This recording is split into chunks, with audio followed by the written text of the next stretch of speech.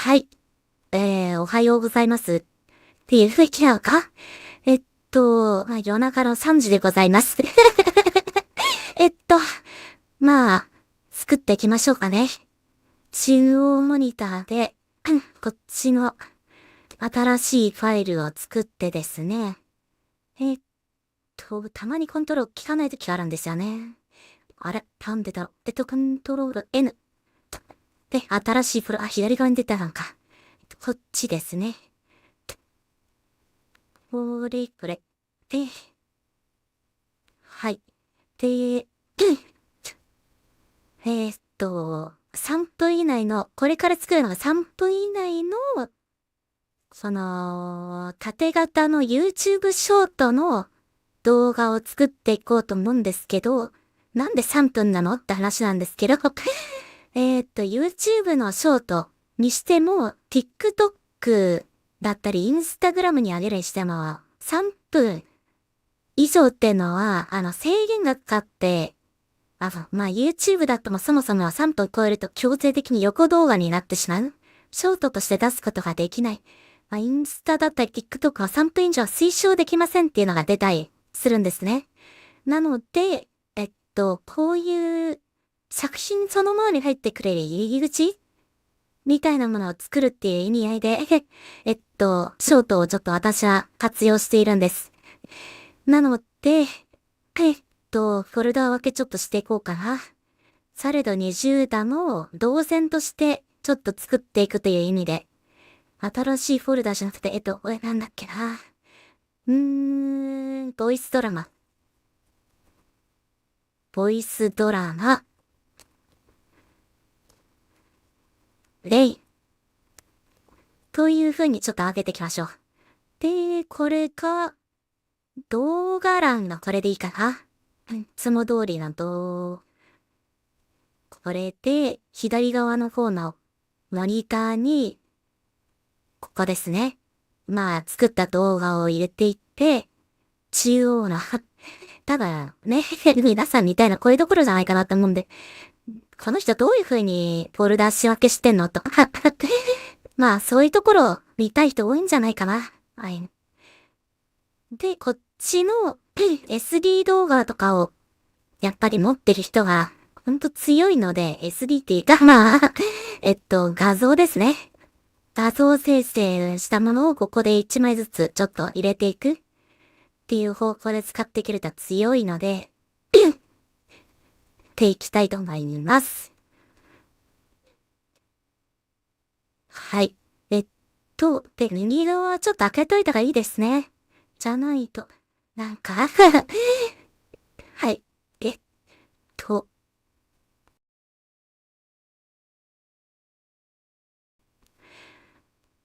これぐらいのスペースがあると、キャラクターとか置いたときに非常にやりやすいっていうか、例えばキャラクターとかこういうのを、今回ちょっとレインくん、レインの回なので、これちょっとコピーして使おうかな、戻すのやし。こっちの方で、うーん、はい、こんな感じで、そうなんですよ。なんか逆なのかな、なんでもかんでも。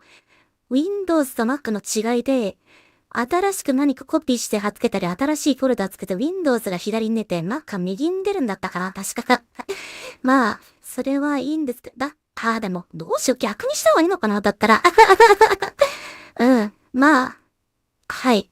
どうしようかな。でも、こっちに出るんだもんな。そうしようかな。ちょっとこれから。うーん。一回やってみようかな、試しで。ここにある人たちを、こっちに移動させると、うん。意外と悪くない可能性があるのかな。つまりこういうことです。こっちにやっといて、どっちみちこの中央のモニターで、ここに何でもかんでも出てきちゃうんですよ、これが。なので、ちょっと、いつも不便に感じたりするんですよね。なので、こっちの方に、やっとくと、いいのかなっていう。なんやかんやで結局、みんな見ちゃうし。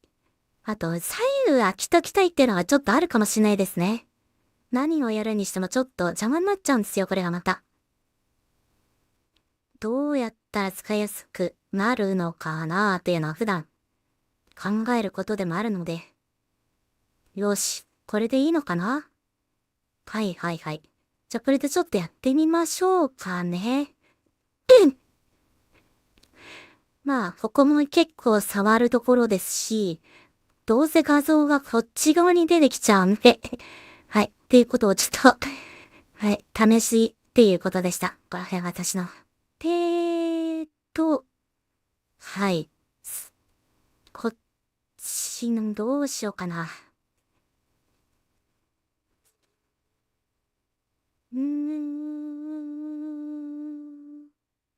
どうしようかな。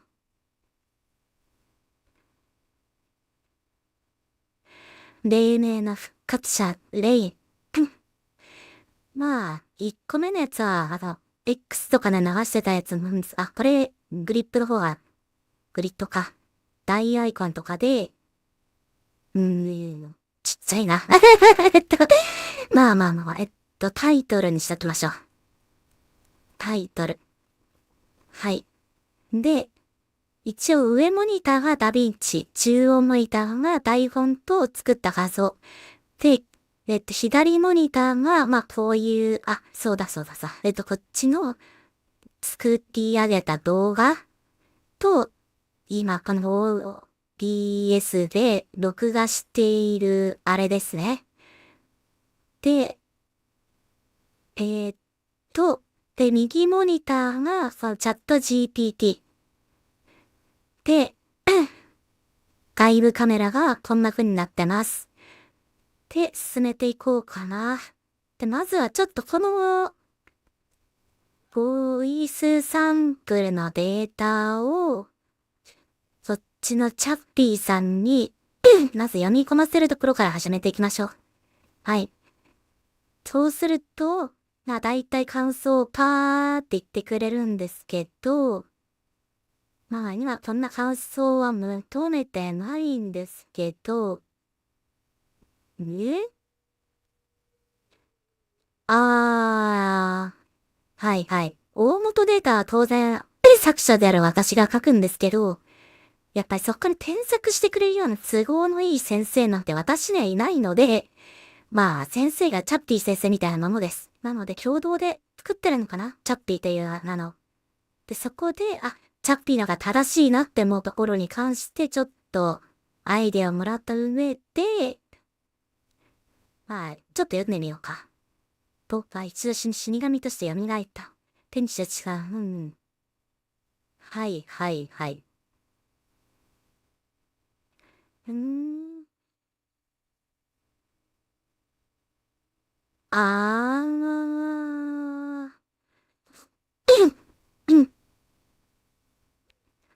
彼の作った。どこだどこだうん。うーん。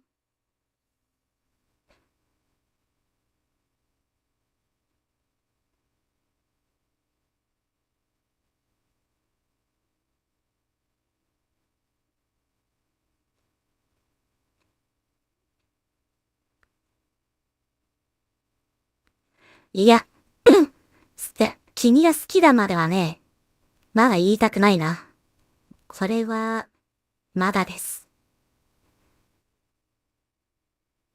うーん。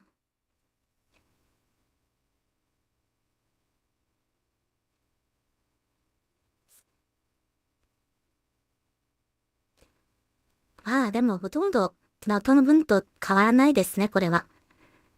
まあ3分だしな。そんな、変わっても困っちゃうんですよ。えっと、やりたいことに関しては、まあ、保護できてます。なので、こっちの、はい、まあ、ただ、綺麗に書き直すだけのことですね。はい、作ってきます。映像のやつなんですけど、イメージに関してはやっぱり、そこだけは人間の仕事かなと思ってるので、自分の中にイメージがあるかどうかです。オリジナルドラマ、再生と浄化の救世主で、まずは、まあちょっとビーズのポイントが今月、やばいんですよね。やばいんですよね。ビーズのポイントが、そうなんですよ。まだ有り余ってるんですよね、4000ポイント。ちょっと辛いな。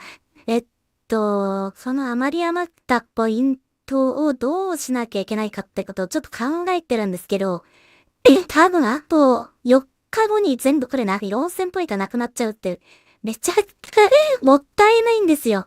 で、こういうギリギリの時に一気に消化したい技としては、シネマティックで作りまくるとか、ここも、ちょっと画像を入れていこうかな、まずは。こっち中央で、このタイトル。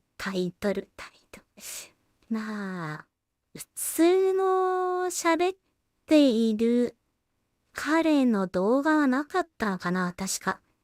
あったと思うんだけどな。どこだったかな。どこじゃったか。どこじゃったか。えっと、うーん。いや、絶対あったはずなんだけどな。一回消しちゃったね。これ開けないと。どうしよう。うん。は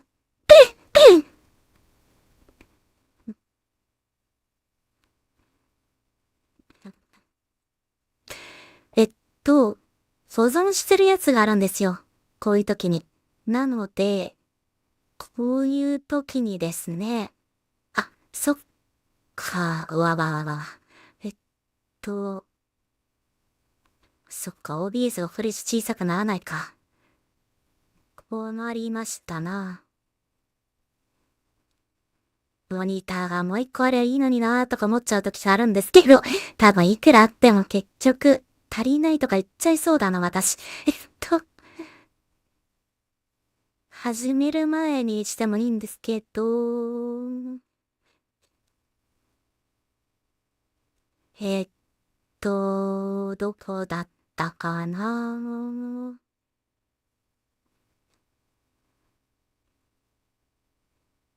はい。ここなんですけど、で、ビデオが、ここに置いて、ここかな。そう。これが、このアプリがですね、すごい使えるんですよ。Windows 版の AirDrop です。簡単に言うと。なので、これで携帯側から、そうです。残していたデータを、ここにちょっと入れ込むだけで、やっぱり、パソコン側の方に送ろうかな。メディア選択で、はい、ちょっとあなたを、こっちに持っていきます。で、フォルダ、開きの、はい、OK です。で、こっちで、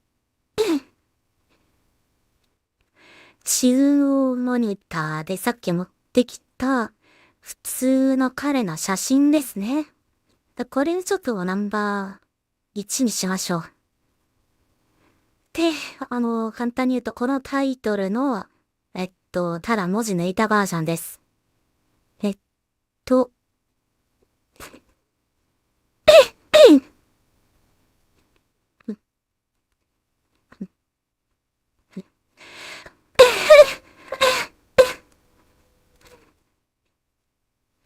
はい。で、ここで、はい。当初のオリジナルボイスドラマ。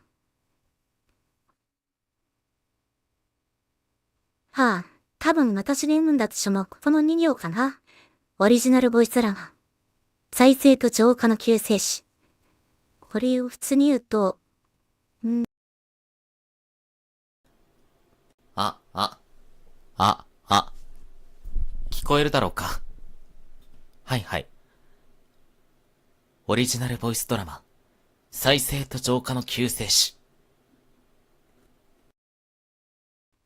くらいの気持ちでしょぐと思うので、こっちの方で、はい。まあ一応、はい。本人の名前は多分言わないでしょうね。オリジナルボイスドラマ。救世主。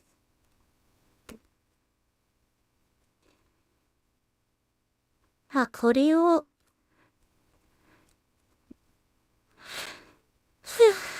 この時間はやっぱ眠いですね、もう。でも創作者の時間ってこんなもんです。本当に言うと。ねえ。で、まあ、おなじみのここに鍵括弧をつけて、セリフの尺をちょっと当たっていきましょう。自分自身の一応言うといいですね。オリジナルボイスドラマ。再生と浄化の救世主。まあ、どう考えても8秒ですね。いらないです、かなり。そう5秒では足りないですし、ね。で、フラッシュでとりあえずどんどん。ここまで来ると、ほら、ポイントがまだもう4000もあるんで、もここからガンガン使っていかないと、ポイント切れ起こしちゃうんです。なので、まあ、これをちょっと次どの絵使おうかなって。僕は一度死神として蘇った。まあ、まず1話どこで彼が蘇ったかってことを、ちゃんとそこを、1話だもんな。いや、まあ、いいんだけど、なんかうまい具合に素材があれば、いいんだけどな。1話の素材がですね、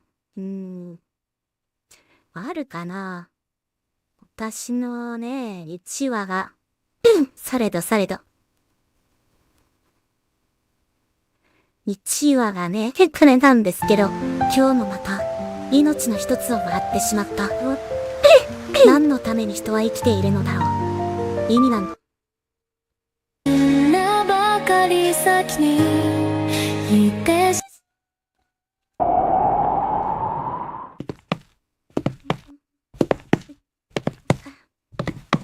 そうです。この社長に彼に会1話の始まりが、そう、このされど死神の少女ができないってアニメを作ってたんですけど、これの、1話が、ステラという死神の少女が、この、100年前に自分の好きな、片思い。まあ、もうこれ、両思いだよね。でもちょっと叶わなかった、ちょっと青年自分の恋人、てか好きな人を、蘇らせることのできる谷があるっていう噂を、お友達のこのこのリーンに聞いて、私は、もしかしたら彼にもう一度会えるのかもしれないっていうところの思いから、まあ、この死神の少女ステラが蘇らせるところから物語が始まります。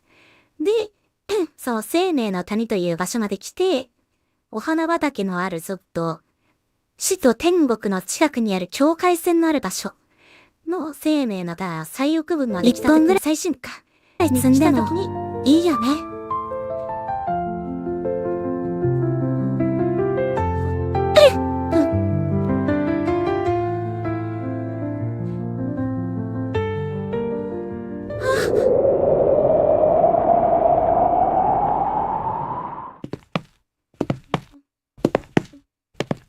はい。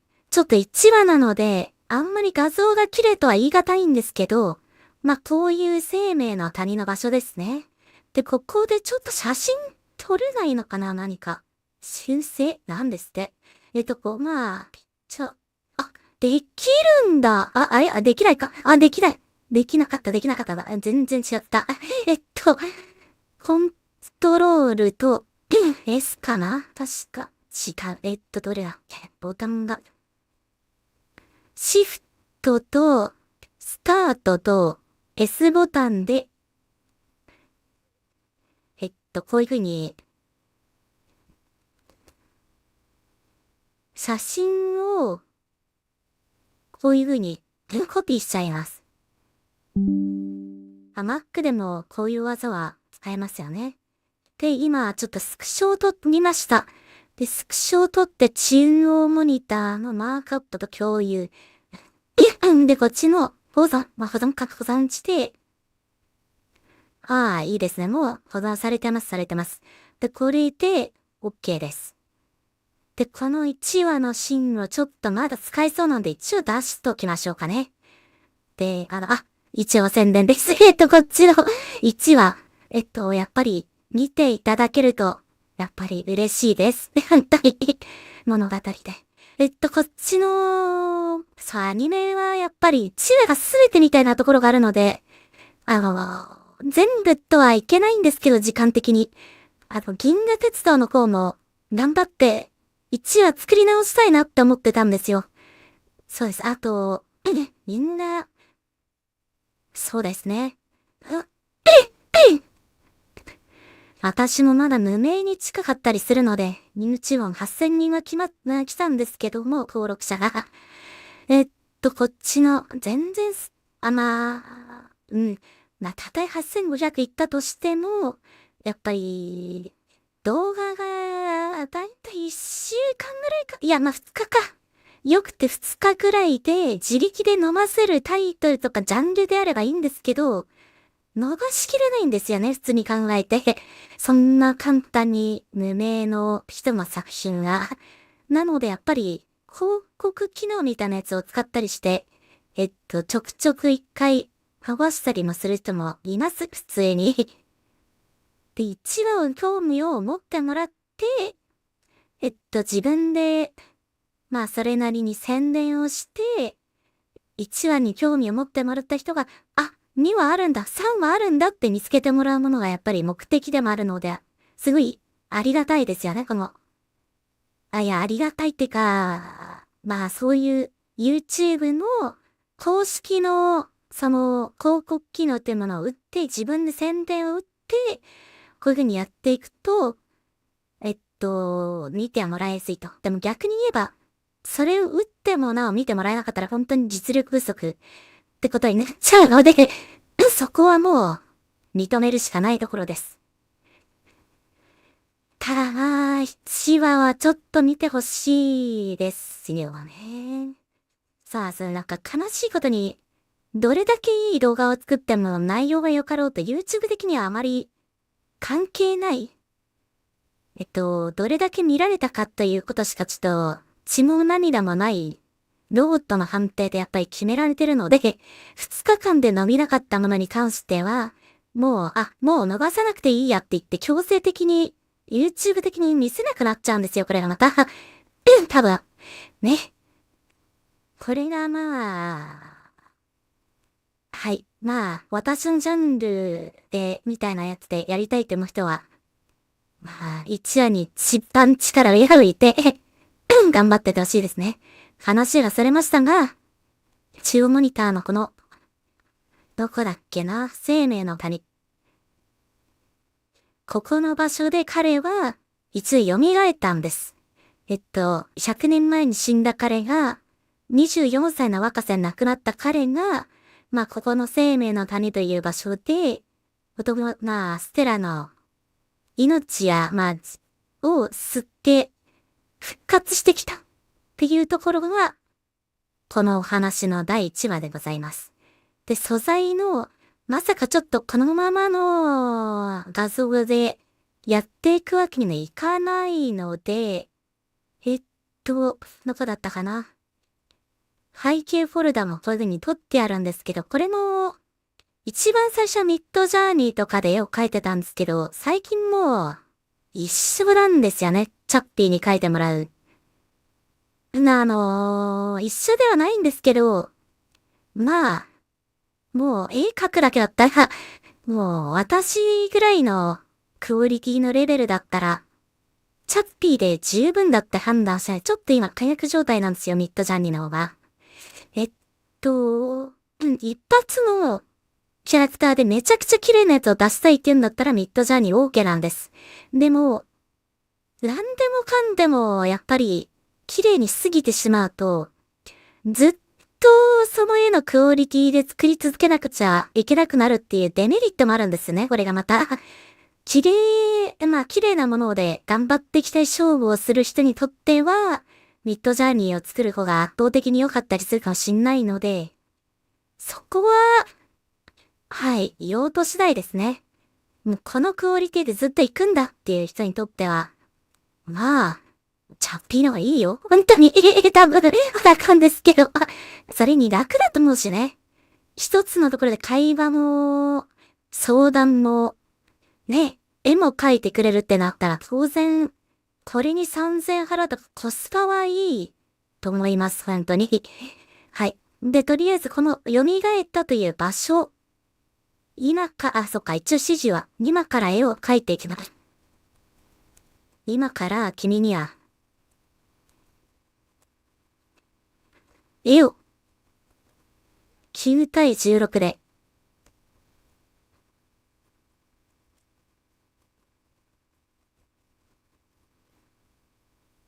はい。というものを、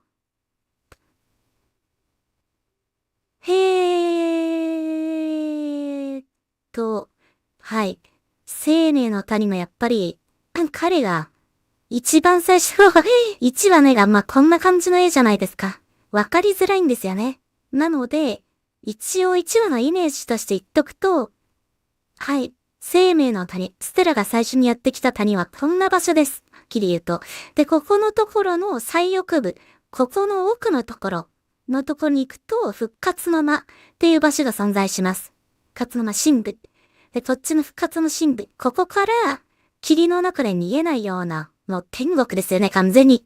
境界、生命の境界の、境界線か。ここから命を吸って、トコって現れてきたのが、レイン君が、見て、嘘って、ここの、1話だからちょっと熱弁しちゃうな。嘘レインなの？あなたは、誰だ？私はステラ。覚えてないの？レイン。僕は、レインって名前なのか。すまない。何も思い出せないんだ。そう。あなたは、僕のことを知っているのか？ええ。だけど本当に私が知っているあなたなのか、まだ信用できない。都合がいい話だとは思うが、僕も自分が何なのか知りたいんだ。その声、困った時に眉をひせめる仕草。何より死神として多くの魂と触れてきた自分の感覚が、最愛の人だと告げている。しかも、彼が死んだ時と同じ姿のままで、そこにいた。だからこそ、この谷の恐ろしさを感じた。なら、一緒に思い出そう。いいのか？彼は、恐る恐る私の手を取った。そのぬくもりが、失ったものを取り戻せるよう、私たちは、再び歩き始めるのだった。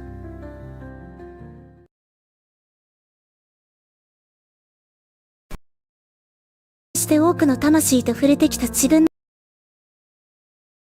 はい。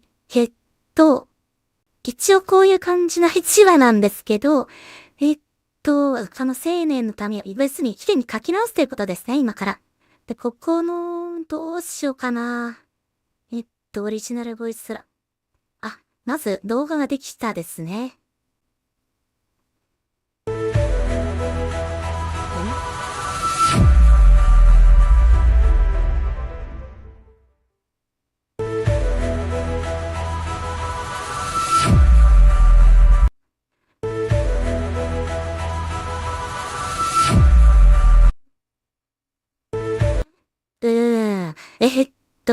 文字が消える演出とかはすごいいいとしてですね。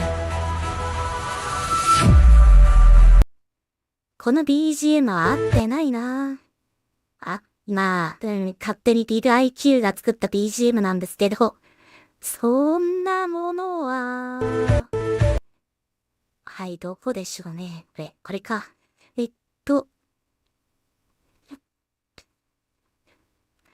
これも、表示で大アイコンで、はい、これです。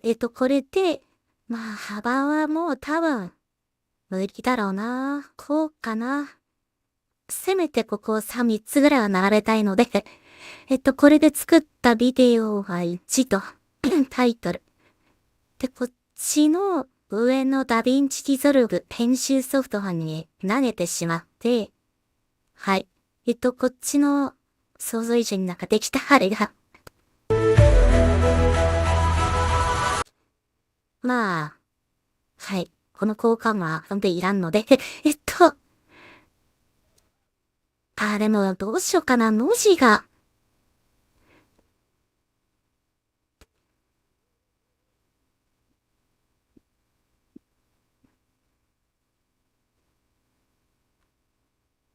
いいですね。かっこいい。こういう、何でもかんでも任せるってわけはちょっと悲しいですけど、私が文章をいちいち一人で手打ちしていくよりも、ね、ちゃんと出来上がったものをパンって消したり消したりしたり、怒りのエフェクトがいいですよね。あとですね、ダヴィンチのエフェクトってすごい綺麗で、こっちの、無駄にパソコンの性能を持ってる人っていっぱいいると思うんですよ。だから、そういう人がけで言うと、こっちの、なんだっけ。こういう感じで、はい、とんでもない S2 をかけられるようになります。メモリーが高いと。こっちの、フュージョンっていうか、気に入りかな。私が持ってる中でもアバチャー、いや、違うな。何がいいかな。うわー、眩しい。いらないかもしれない。まあ、レンズ反射とか、レンズフレアとか、シネマティックの活性分。シネマティックは結構使いますね、私。何気に綺麗だと思ってたんですよ。で、こ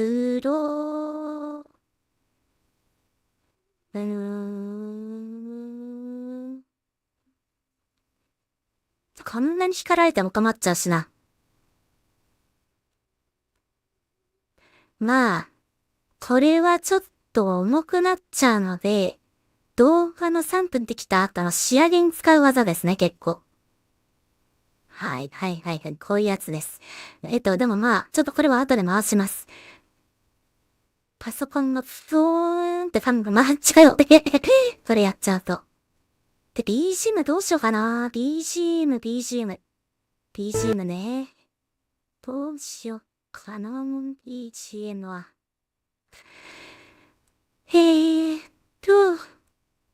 BGM のフォルダーがですね、される BGM。こっちの左のは、BGM 感動系。救済の雨でもいいんですけど、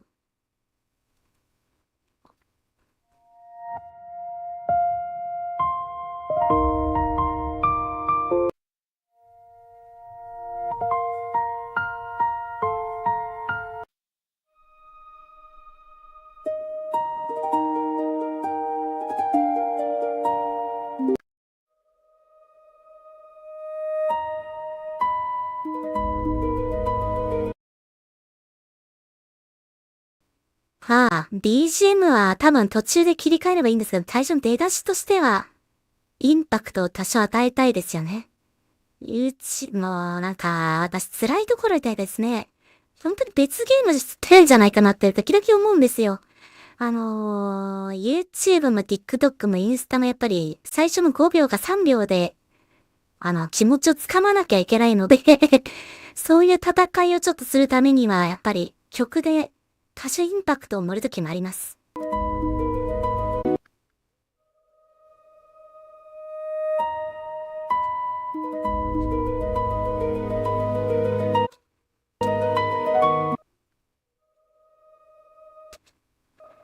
で、だいたいもう、1秒ぐらいは、音が流れないので、まあ、これ曲の仕様ですね。で、こっちを、これぐらい消せるかで、そしたら、動画聞こえるはず。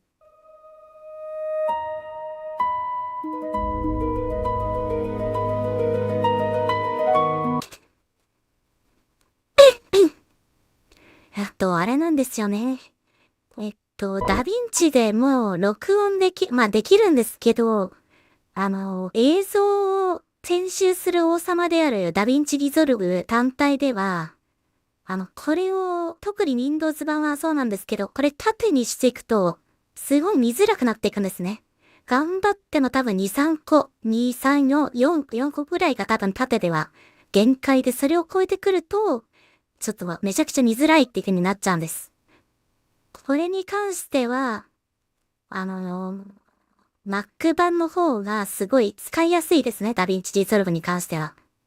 ただ、パワーであったりとか、さっきのエフェクトかけるときに関しては、やっぱり、こっちの Windows 版の方がパワーがあるから、やりやすいっていうか、そういった意味で書き出しとかにはめちゃくちゃ早いんですよね。大元は Windows で作って、細かい BGM だったり音の編集とかは Mac のパソコン使った方が、まあ最終的には効率よくいけるんじゃなかろうかというのが、最近の私の作り方になってます。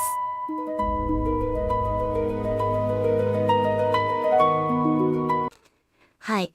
まあ彼がちょっと喋ってくれなかったので、でもまあ、いいか、喋らなくて。で、僕は一度死神として蘇った。いいんだけど、蘇った。これどうやって説明しようってんだっていつも思うんですけど。なんか、最初の出だしの絵が決まっていけば、意外と早いんですけど、どういう絵にしようか。背景フォルダーで、ちょっと多いです。の時間帯なんで。こっちの、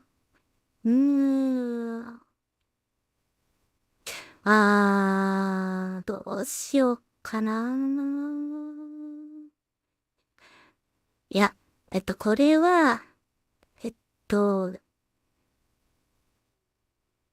そうか。うーん、どういう方向で行こうか。はい。やっぱりこの、蘇ったシーンを参考にしないといけないので、蘇ったシーンが、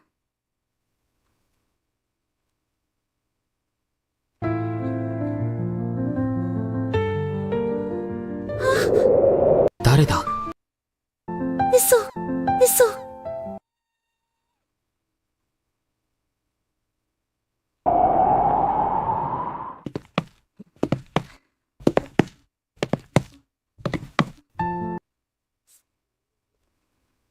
うーん。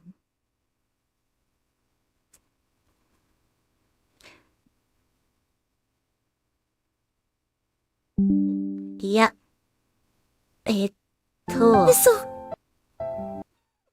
でも光はまあどうとでもなるからいいんですけど、そっちの、どういう風に作っていこうか。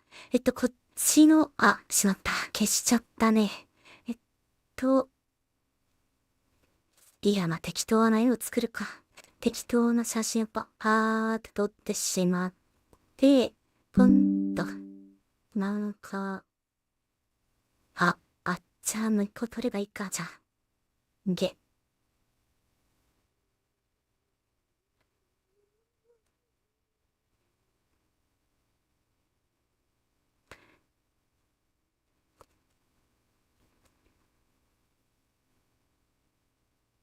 う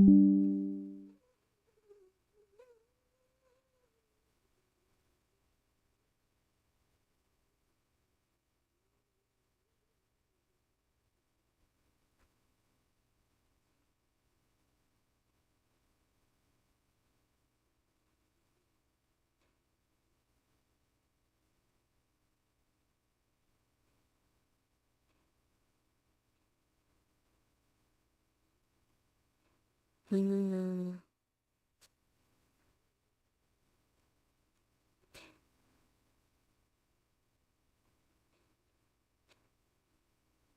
それと、さすがにステラは使うか、視力キャラで。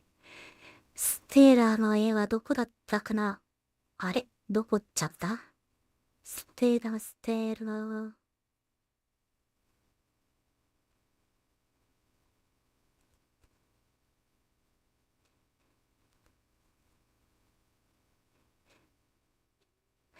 えーと、チワで、そうですよ。本当に一番最初に作った動画だから、今の最新の動画を見るとですね、随分変わったってちょっと今思ってるんですよ。まあ1話のステラが、ここのところ生命の谷に来ました。花を摘んで、しまった。こっち、こっちのですね。はい。これと、生命の谷、神部。ここで、少女が、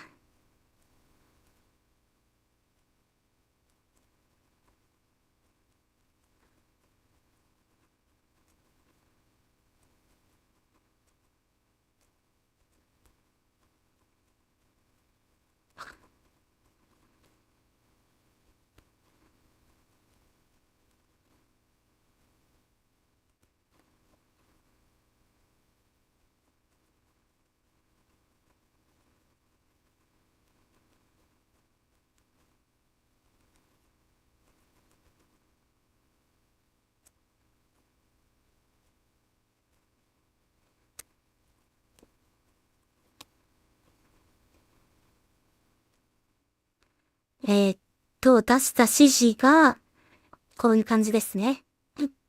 この場所。この生命の谷の深部。奥の部分で、霧のかかった谷を見つめて信じられないもの。つまり、蘇ったレイン君を見て、嘘っていうところをちょっとはい、書いてもらってます。で、その次の絵のちょっとやつを今考え中なんですけど、それは彼が蘇ったシーンでいいと思うんですよ。なので、ちょっと BGM つけといたら、いい絵ですね。いや、違うんだよな。違うんだよな。要するに、惜しい。すごく惜しい。えっと、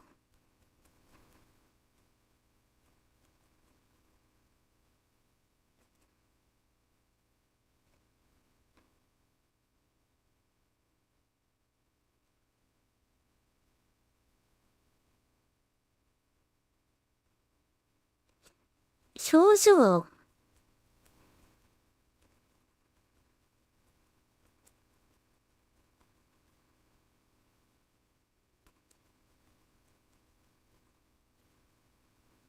あとは、あと、えーっと、この、岩影。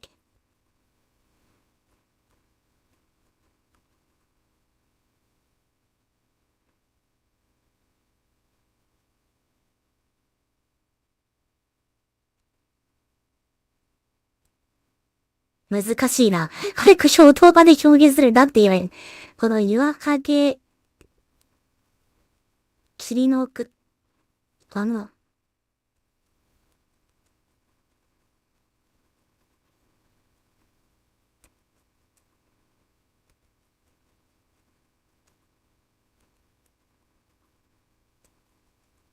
人影かな。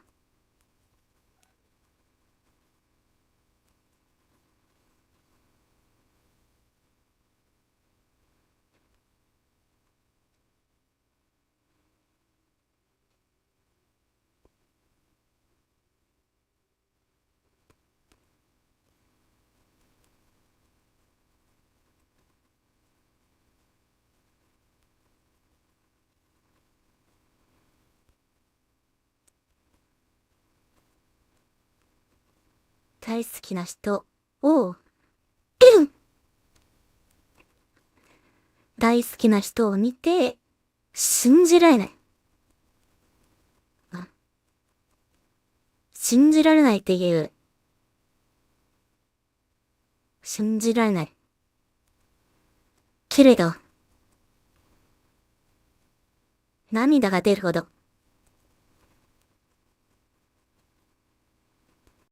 嬉しい。という表情。見せてほしい。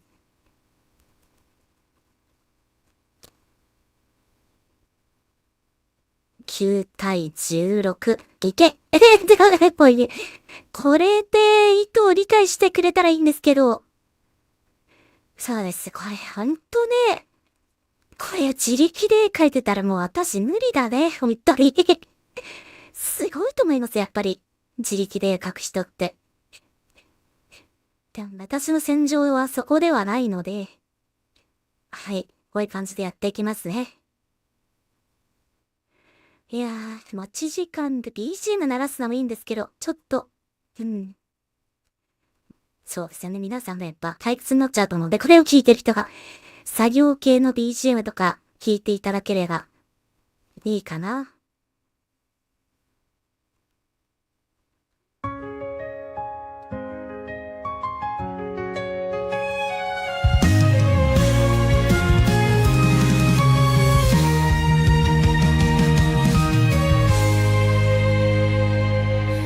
灰色の街を歩く一人にしみる雨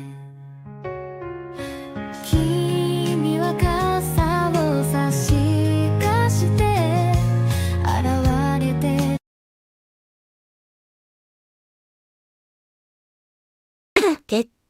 ですね。はい。とてもいい絵ができましたね。こっちの右のやつで、はい。このレインくんが、ちょっと蘇ったっていうシーンを演じたいので、これで2カット目。で、2カット目で、僕は蘇ったんだっていうところで、えっで、この人影から、彼が蘇ったシーンをやっぱり描きたいので、岩影から、よし、はいはい。でも、その岩影が、えっこの、岩影から、彼が記憶を失った。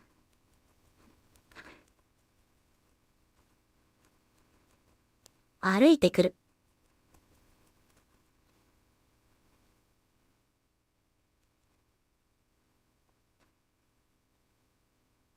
えーっと、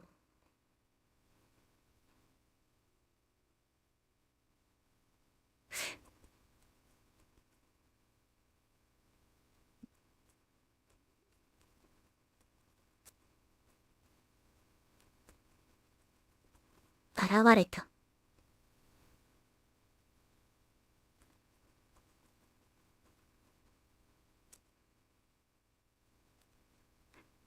彼の姿を、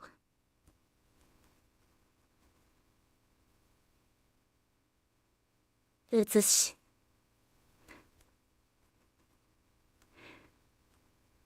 そうです、なんか、11話のはい。すごく綺麗ですな。やっぱり GPT の絵が向上してからすごくやりやすくなったんですよね。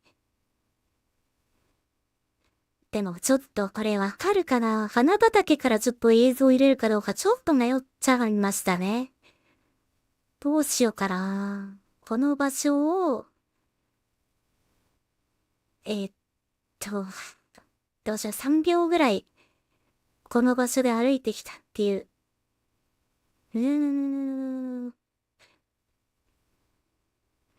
僕は一度死神として蘇った。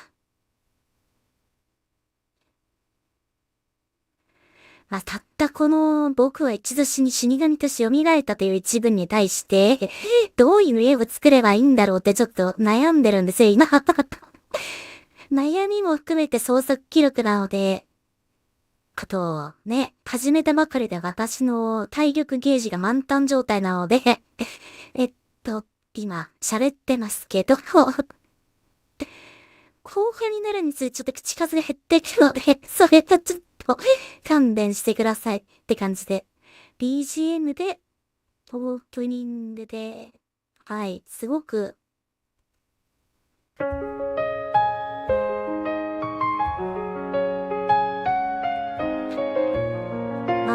待ち時間に自分の作った音源を聞きながら待つってのは、よくやる手なので私は、ど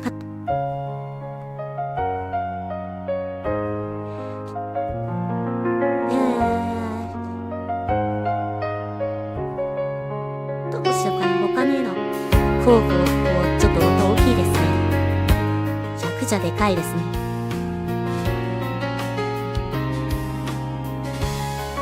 ちょっと後で編集するのがどうしても大変なので、あと、音を後から入れるってのも大変なんですよ。なので、今流してるのが、あ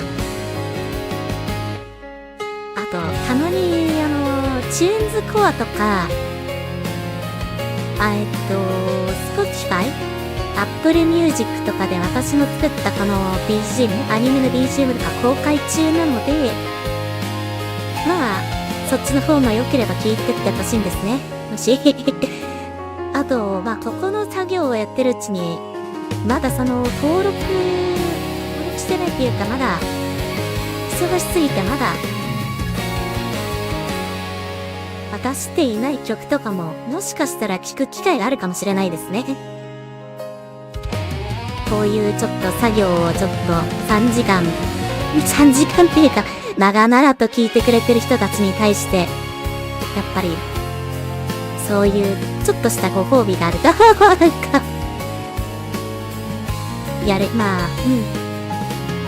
見てくれるかなって。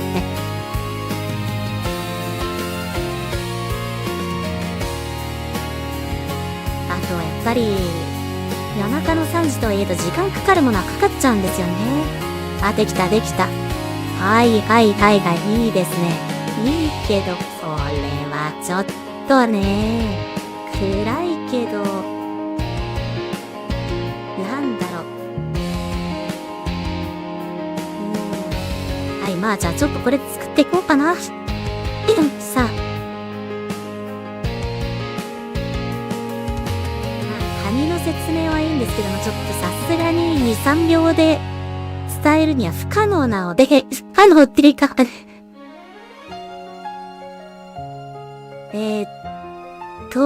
男性っていうかもう、これセリフいらないかな？この場合で、再生と情感救世主で、僕は一度死神として蘇った。なので、こっちの GPT で説明したセリフ、彼女は見せて、死んでしまって好きな人を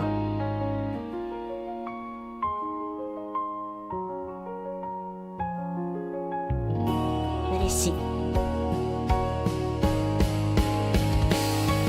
少女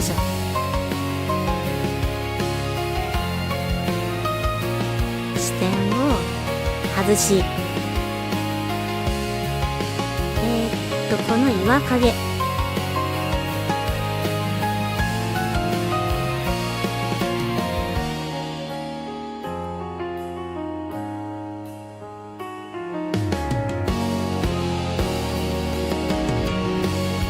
青年が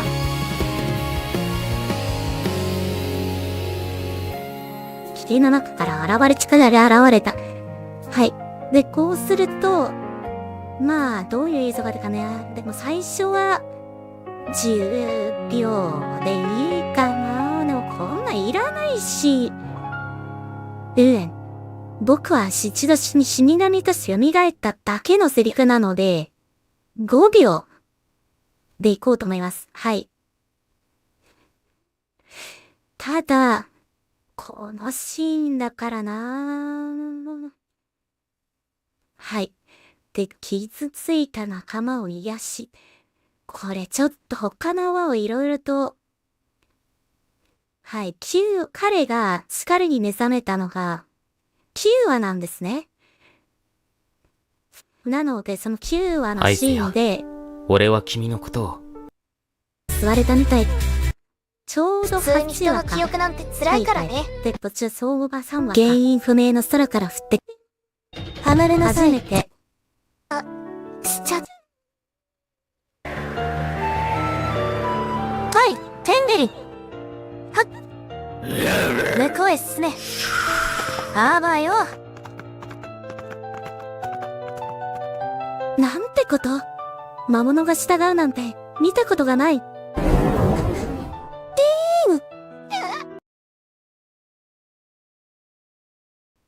いやー、ちょっとそうなんですよ。彼の能力が治癒能力なんですよね。なので、どうしてもちょっと、血とかそういうものとかから切り離せないところがあって、傷とかとか、ただ、嫌なのが YouTube の表現で、あれなんですよ。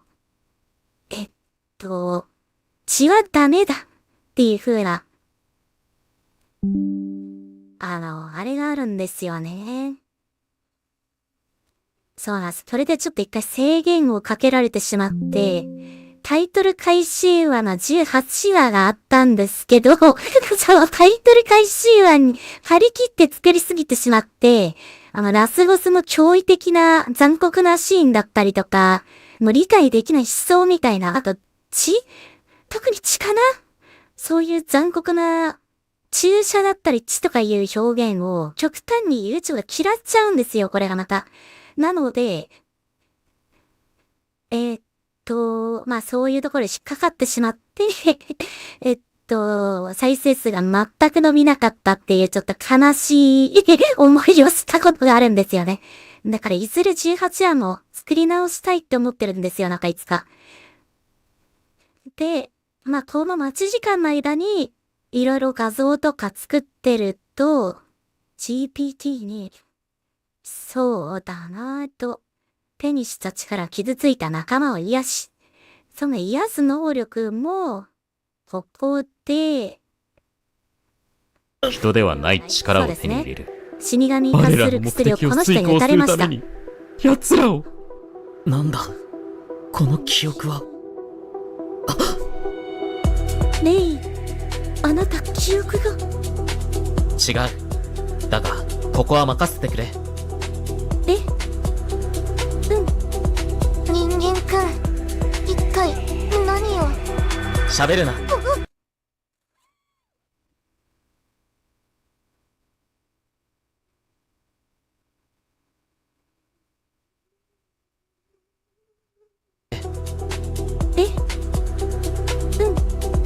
人間くん。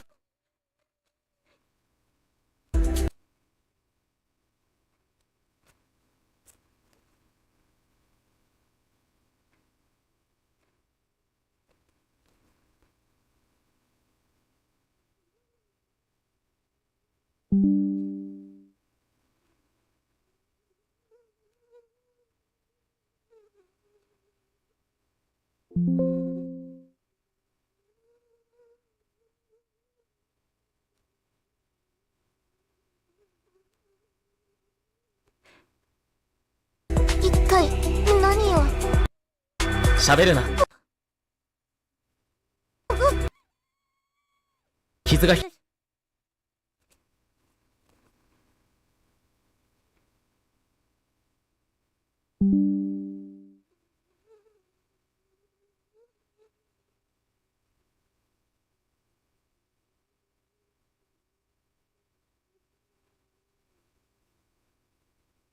広がる。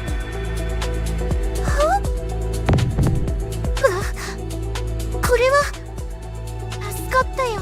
人ではない。何を。何。人間くん、一体何を。喋るな。傷が広がる。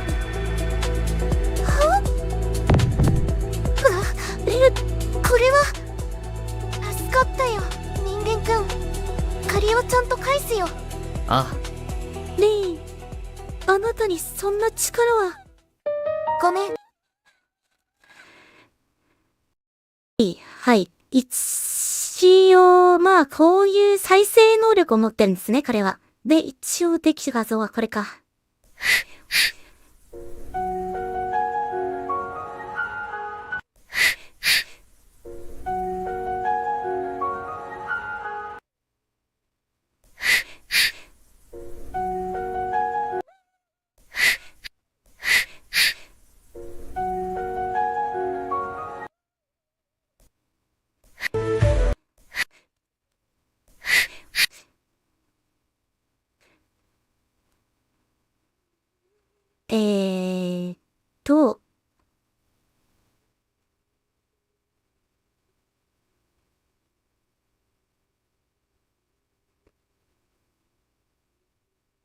動画の、2動画ができました。5秒です。で、こっちの、喋っていくとですね。一応男性の声に変えますね。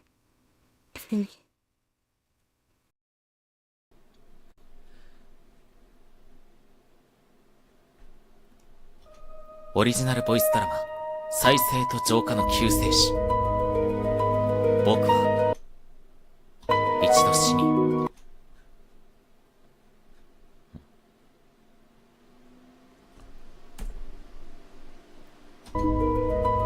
あ、意外と長かったですね。オリジナルボイスドラマ、再生と浄化の救世主。僕は一度死に。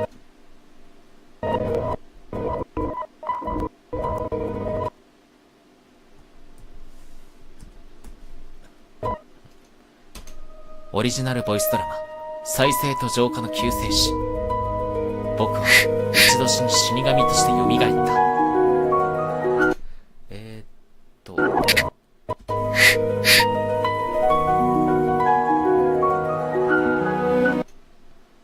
この余計なバック音が、よろしくないですね。ですね。こっちの、リル QI の作った効果音が、これです。このちっちゃいやつ。こいつを消すと音が消えるので、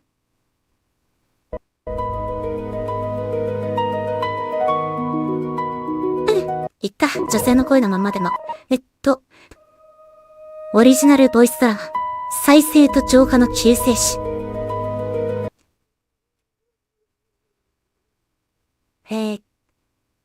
僕は一度死に、死神として蘇った。はい、こんなセリフです。5秒でよかった。で、こっちの、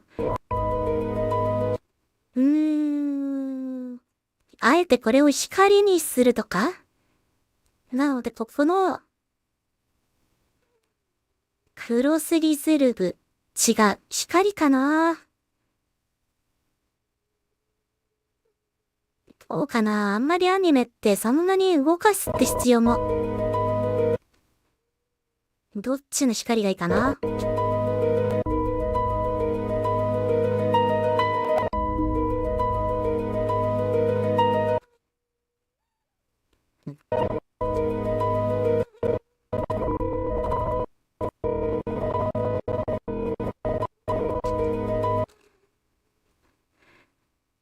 ですね、光もちょっと2種類あって、フラッシュとグローっていうのがあるんですね。でこっちの、ちょっと光の分も分かり見せて、視聴者さんには申し訳ないんですけど、こっちの、はい。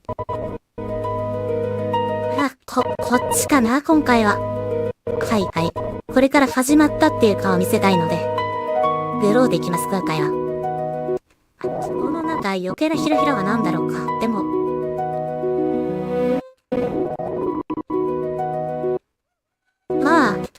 これ蘇ったんだっていうシーンを理解してもらえればいいので、そこですね。話をちょっと戻しましょう。で、一応、僕は一度死神として蘇った。尺はこれ OK です。で、あえてこれセリフを入れていません。ナレーションの扱いなので。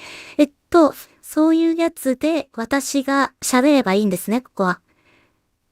ですね。どうしましょうか。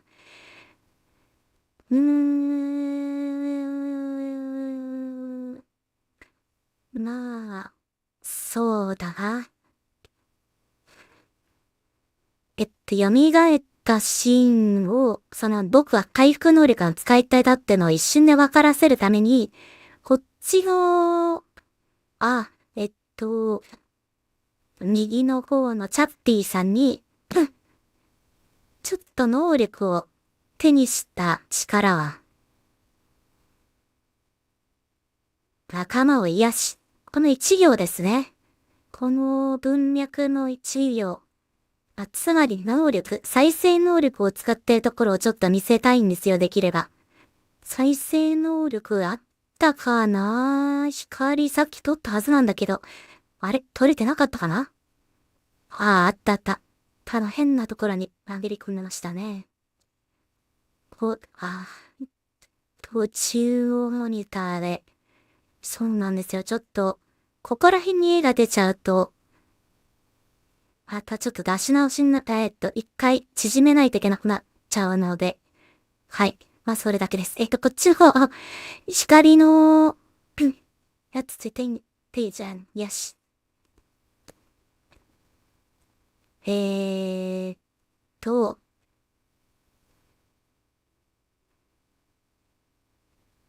主人公が、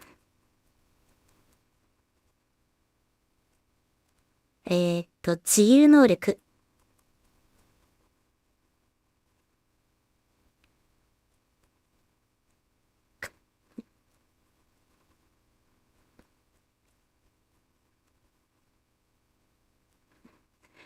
でもまあ、そうなんですよね。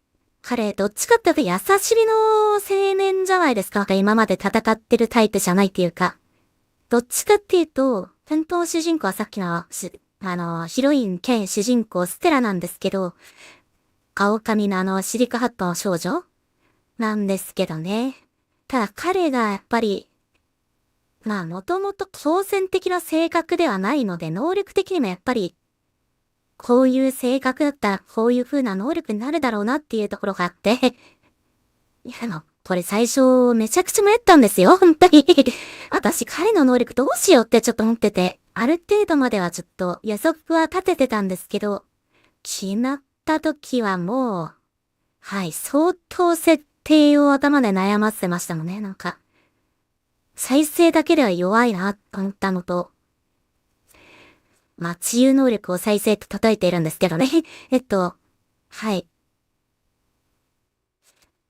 曲が、まあ、無理に流してるわけではないんですけど、何かあるかな？大きい。うん。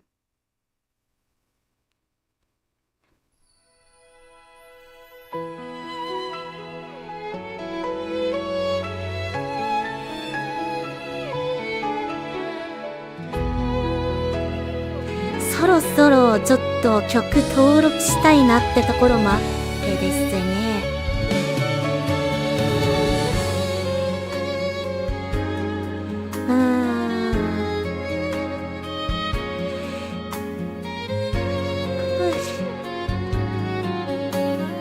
そうなんですよ。頭に酸素が回ってないともうあくびばっかり出ちゃって。夜中3時ってもうそんなお時間じゃないですか、なんか。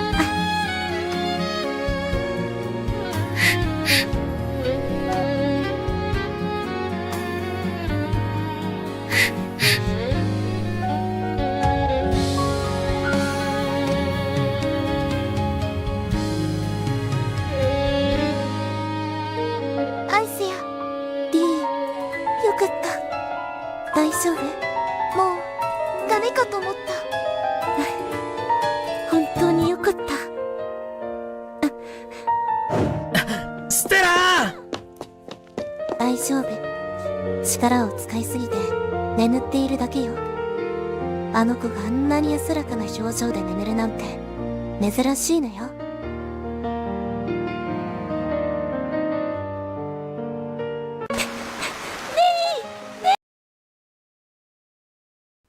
そうです。あと重要な人物の人にこのギゼアラっていうこの赤羽の少女がいるんですね。このナムの操る少女です。向こうへ進め。あばよ。この子が一番最初に理由もなく襲ってきたので、やむを得なく戦うことになったんですけど、かかってきな。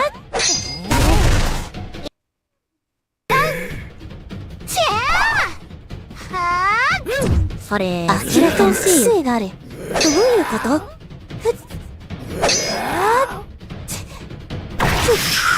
んて暴力的な攻撃な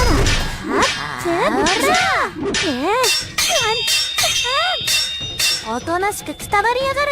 ふざけないで。ディーン、離れなさい。バカな、魔弾を避けた。はあ、目的は何？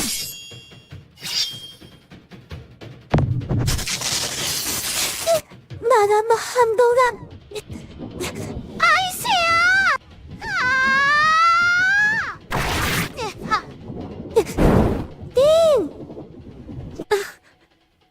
許さない。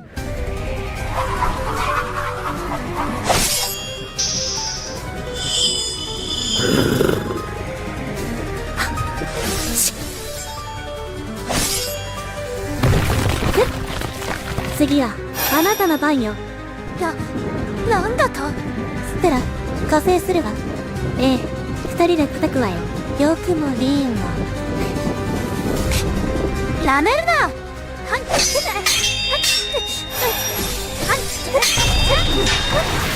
まだまだ。あっ、しゅん。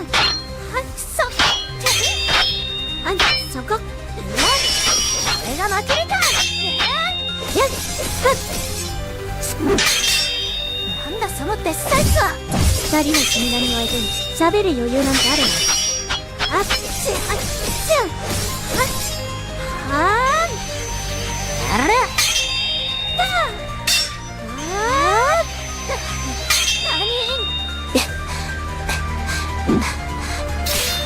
さすがに分が悪いか。なんだ、人間の気配がしやがるな。そこだな。あら？しまった。見つかった。あいつらの連れか？リーン！お前…いや、どうしてあなたが生きて…戦闘中に休みなんていい度胸ね。ステラとか言ったか。強い奴は好きだぜ。俺はギゼヤだ。次に会った時は覚悟しておくんだな。それと、レイン。あなたは私ら取り戻す。はあ？逃がすと思ってるの？待ちなさい、ステラ。深追いは禁物よ。あの子は得体が知らなすぎる。まだ手を隠してるわよ。随分と勘がいいな。魔眼持ちのアイセや。そういうこった。はい、テンゲリ。はっ。向こうへ進め。あばよ。なんてこと。魔物が従うなんて見たことがない。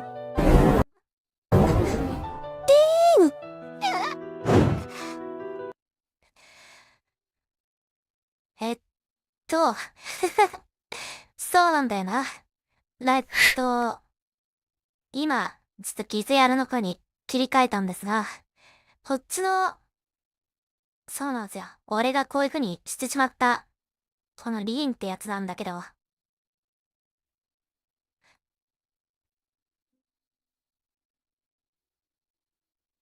これが3番目の絵かな。3番目の絵で、ある理由から、俺はこいつらを襲うことにしたんだ。だけど、当然、そこにはちゃんとムカつく理由があったんですね。あれはまた。それがそれでやっぱり後半にだいぶそこはちょっとアニメ本編見ていただけるとすごい嬉しいんですけど、今回の20話で伏線をちょっと気づける人は、勘がいい人がいたら、ここでこいつを襲ってきた理由これなんだっていうところをちょっと気づいてもらえれば、ちょっとね、嬉しいかなって思ってますが。はい。ここで全部言っちゃうとね、やっぱり見てもらう楽しみがなくなっちゃうので。こっちで、どうしようかな。そうです。チーム能力を今使ったので、これを、どうしようかな。終わりの絵が必要かな。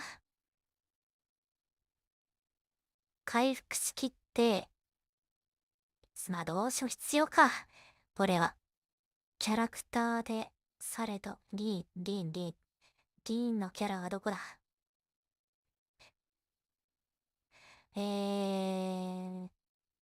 と、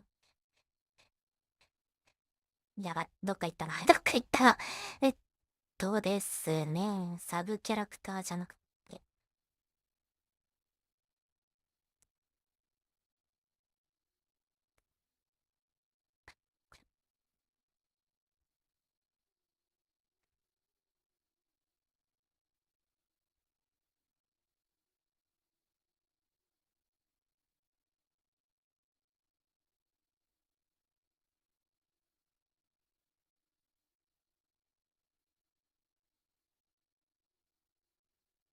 えーっと、終わりの絵も書いといたがいいかな、これ。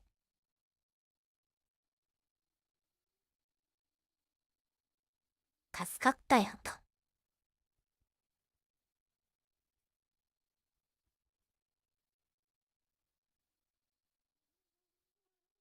今、しちゃった。喋らないで。すぐに手当てする。私をかばうなんて。何を、喋るな。何を。喋るな。傷が広がる。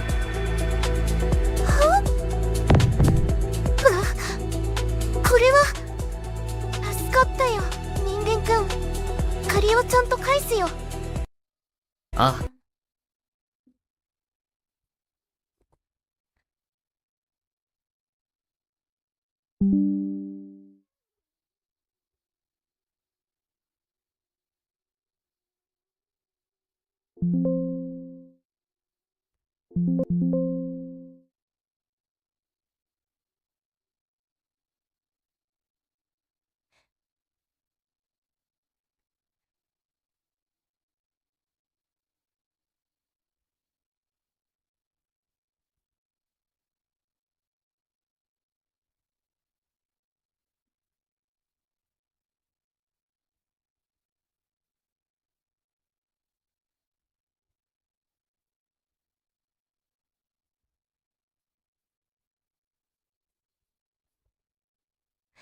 はい。まあ、こんな感じで、まあ、俺は血の繋がってない姉なんだが、この主人公レインは、俺の弟だ。まあ、これが判明するのもあれなんだけど、まあ、そういう能力を持ってしまったがゆえに、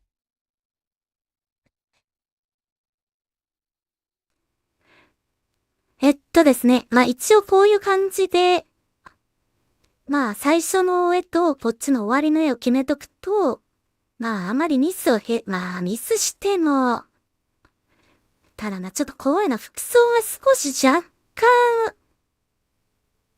違うのが気になりますけどね。でもまあちょっと終わりの絵さえ決まってしまえば、多少は、そうですよ。もちろん細部をこだわりまくれば、直せるんですけど、そこまでやっちゃうともう足りないんですよね、いくら時間があっても。あと他の GPT に限らず、いろんな多分やつでも、同じ服装をキープし続けるってすっごい難しいんです、これがまた。なので、これ待ちでさ、ちょっと。はいはいはい、いい絵ですね。これで、仲間を回復できるというのがやっぱり映像が一発でわかるので、しまってさっきから動画の方に、こっちを持ってきすぎちゃってるな。で、こっちで、まあ、僕はこういう能力を持っているんだ。っていうところが一発でわかるので、これだと、これそうだよね、映像か。しまった、これ5番だ。これ5番のカット、来てー。これが4番だ。ちょっと並べ替えて、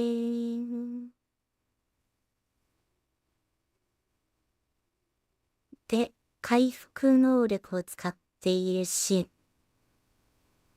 で、これも、たった手にしたから傷ついた仲間を癒しなので、そんなかからなんです。なので5秒ですね。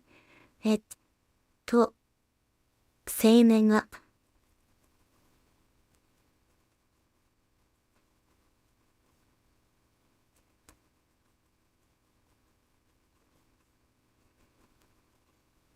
はい。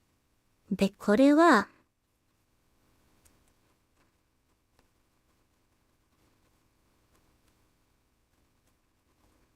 そうなんですよ。セリフと交換と BGM 全部作っちゃうので、BDQ3 っていうのは。なので、効果音のみ BGM なしで指定をしとくと、欲しい効果音のみを作ってくれるようになります。これがまた。で、効果音とか、ちょっとした BGM って意外と、宝物なんですよ、これがまた。我々クリエイターにすると。後で、使い回しができる音だったりもするので、これがまた、いい効果音だった場合。特に治癒能力、これから主人公が、バンバン、主人公2人いるのかな。はい、このステラというヒロインと、このレインっていう治癒能力を持った主人公が、ちょっと、このレインの能力は20話で覚醒したので、これ以降ちょっと結構使う機会が多いんで、効果音は、ちょっとかなり気をつけてるんです。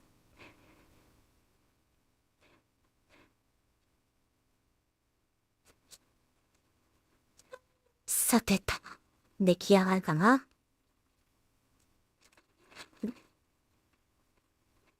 5秒の動画はあんまり時間がかからないので、すぐできますね。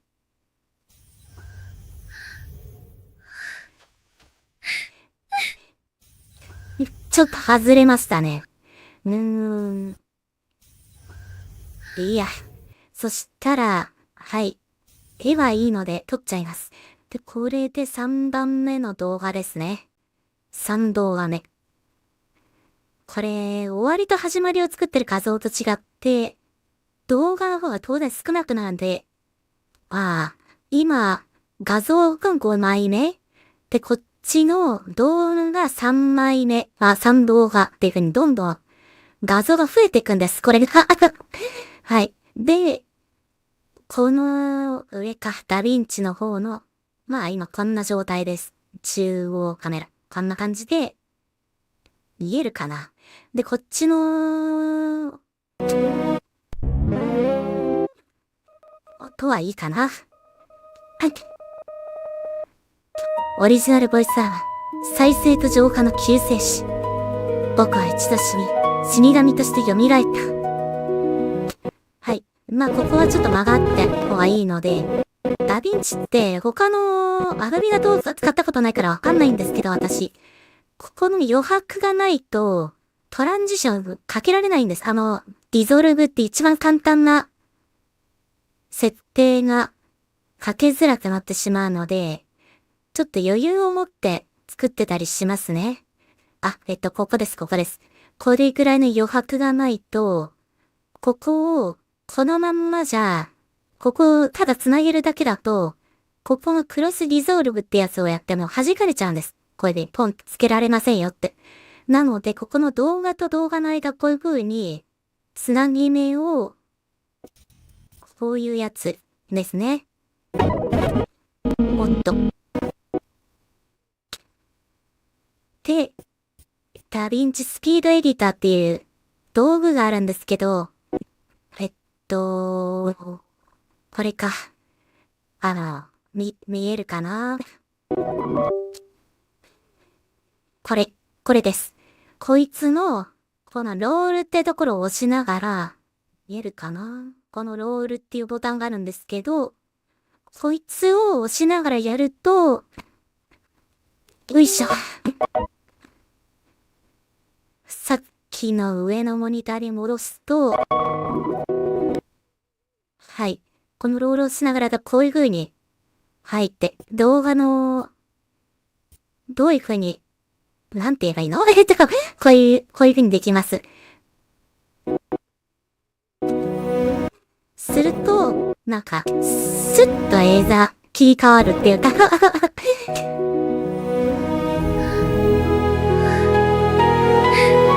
で、この効果音いらんですね。効果音ってかこの息遣いか。このリーンの息遣いと、あれはいらない。本当はちょっと浄化再生してる時の効果。シュイーンとかいう音がちょっと欲しかったんですけどそれは残念ということで。作るか、そしたら、いや、はい。僕は死神として蘇った。手にした力は、傷ついた仲間の癒し。はい。そうですね。もうこれだったら一発でわかるでしょ。これ出て右の方で、はい。魔物や特殊な敵の攻撃を一瞬消化させる。そうなんですよ。こっちの方がどうしようかって思ってて。これちょっと20話開いた方がいいですね。20話が取れた状態で解放される。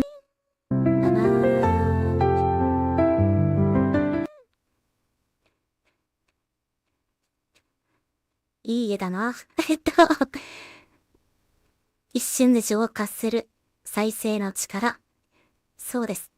でも魔物をどうしようかなと思ってるんですよ、今。素材で魔物を一瞬で浄化する力。と、彼が能力を使ってるっていうシーンがちょっと書きたいので、またさっきのやつをちょっと取ってくるか。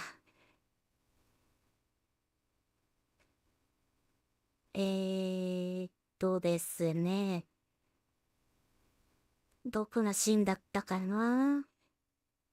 彼が能力を使ってますっていうシーンが欲しいので、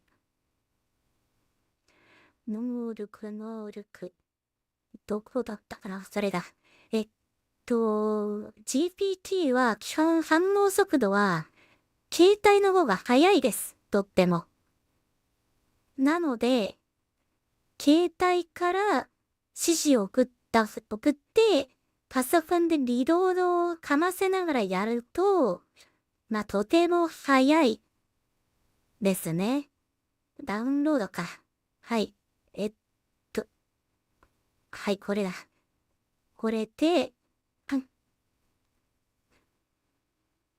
中央モニター。このシーンですね。彼が一発で能力を使ってるってのがわかりやすいシーンです。で、これ、左の3人が邪魔ですね、今。これをどうしたらいいかな。いや、新しく写真を撮ってしまえばいいです。はい、こんな能力で、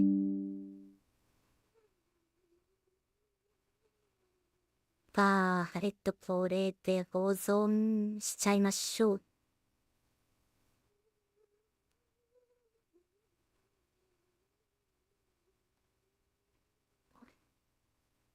で、どうしようかな。力を、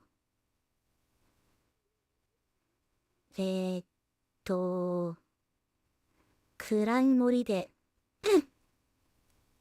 背景、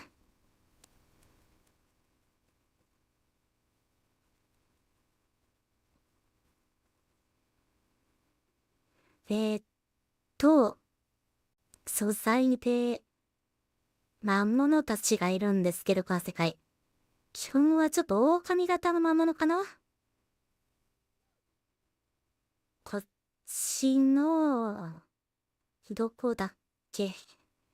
サブじゃなくてね、魔物。あら。一回大規模に、大規模にちょっと整理しちゃった時にどっか行っちゃったな。サブキャラか違うな。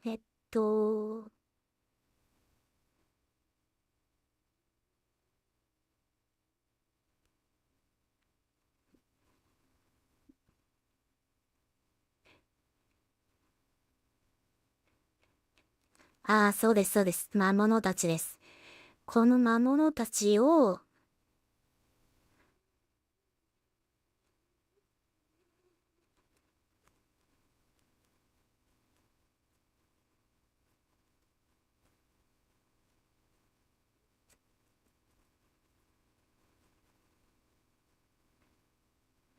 えっと、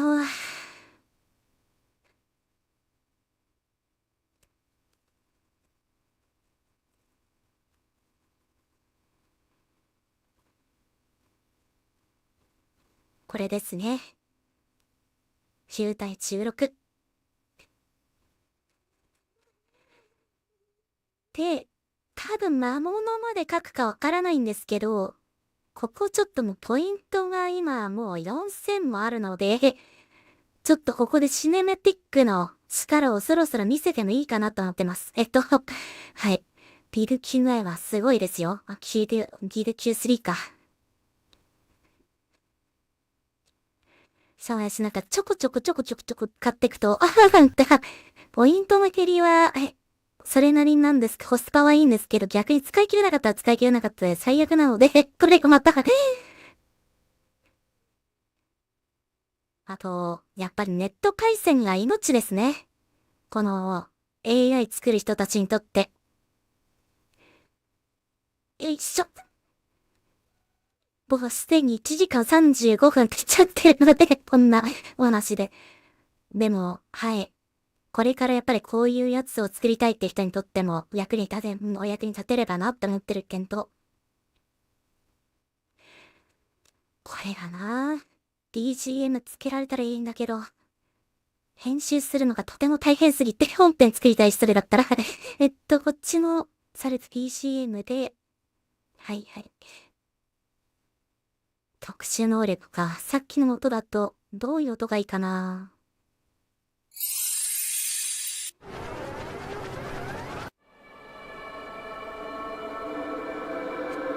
ないな。回復能力。特訓もあるんですけど、多分オーラの音になっちゃいますね。ちょっと、リルの技の一個をもう一個、お見せしましょう。こっちの、ツールで、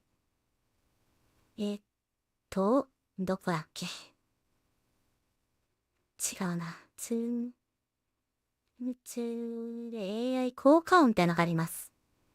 効果音ってのを選んで、回復能力。治癒能力。っ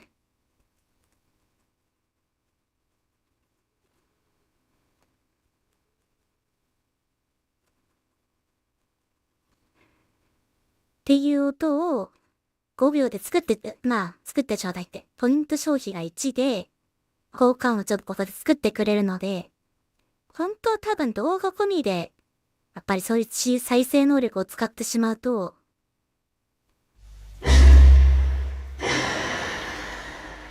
いや、いや、はい、こういう風に音を、効果音を作ることができるっていう話です。で、治癒能力は効果音、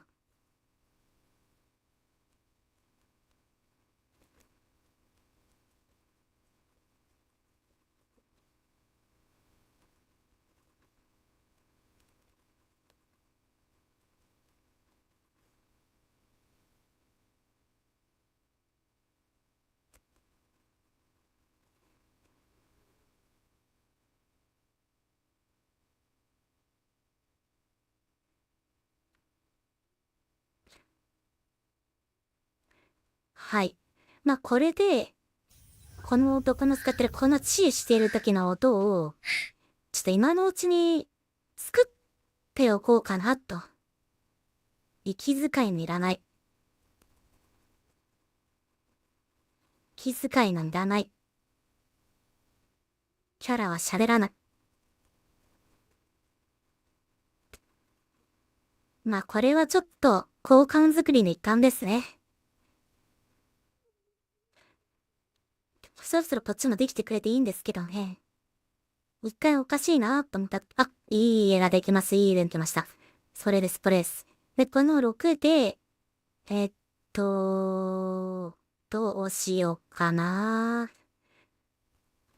それで、そうだな。いい絵だな。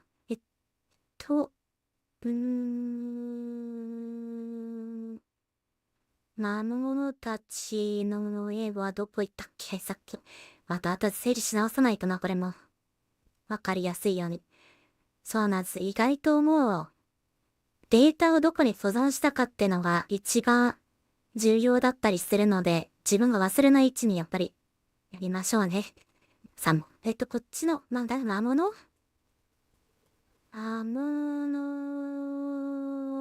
が、抱っこしてる。魔物が消えていく。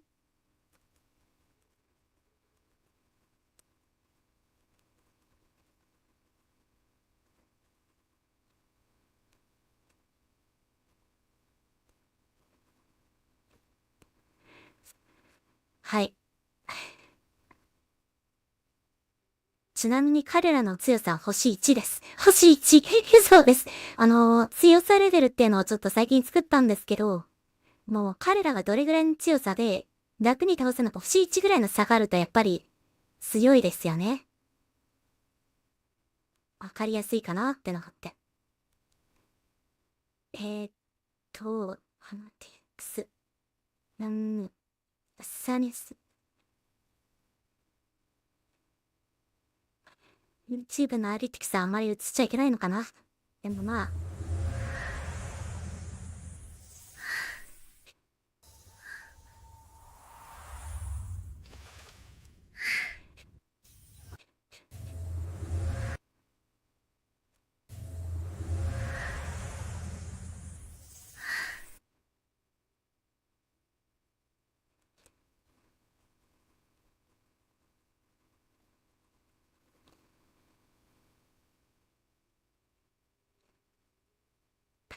はいはい。もう、あれです。やっぱりそのシーンに合った音っていうのはやっぱりそのまま作ってくれた方が自分のイメージ通りの音を作ってくれることが多いので、そういった意味でも BDQ3 を活用していきましょう。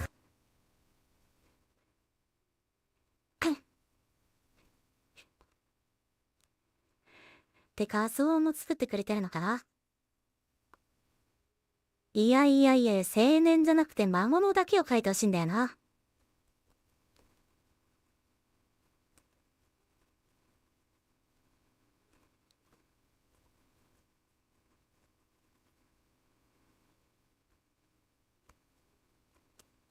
これじゃあちょっと意味がないので、わからないんですよ。ここの始まから、浄化されるというシーンを描きたいので、終わりの絵がないとやっぱり、そっちの、わかりづらいんですよね。魔物の姿をしっかりと描いてもらわないと。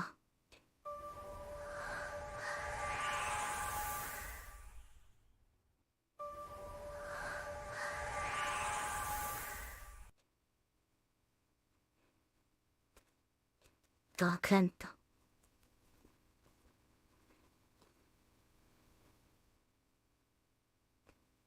ドクン。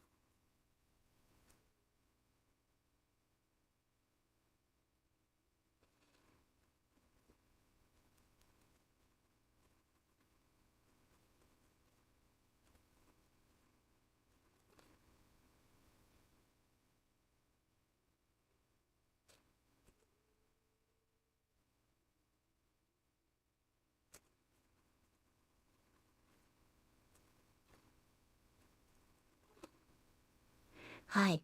まあちょっと、こういう時にこういうこともやっちゃいますね。同時並行で。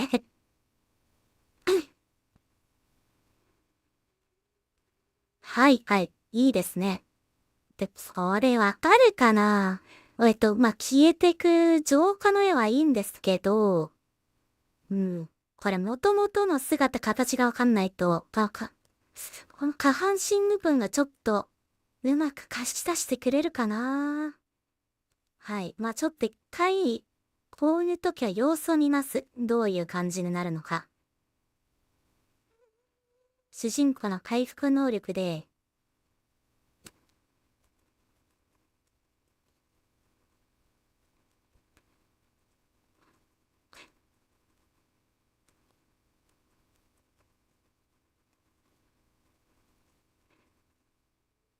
えーっと、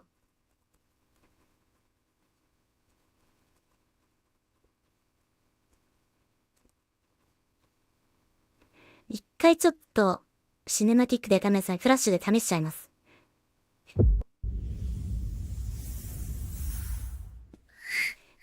ね？ダメだ。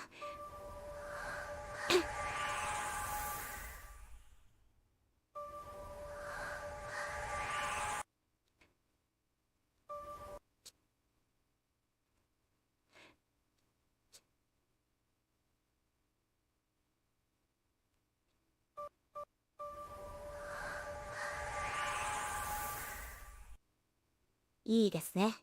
はいはい。あと、私がちょっとこの、もともと Mac で作ってたところがありまして、いや、ちょっと今は別件すぎるんで一回やめときましょう。そこでやるのは。FF マッピングっていう技があるんですね。で、この動画と、音を分離するときだったりとか、私はこの、なんていうのかな。この、録画を OBS に流してないんですよ、私が。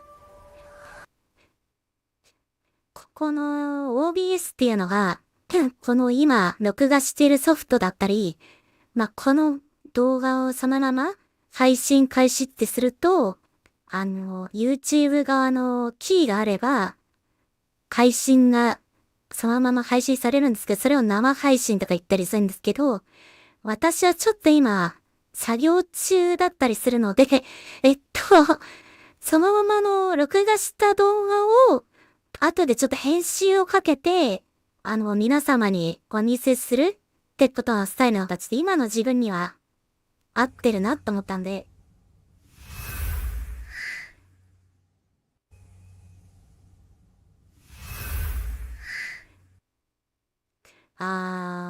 でも再生能力ってこんな風になっちゃうのか。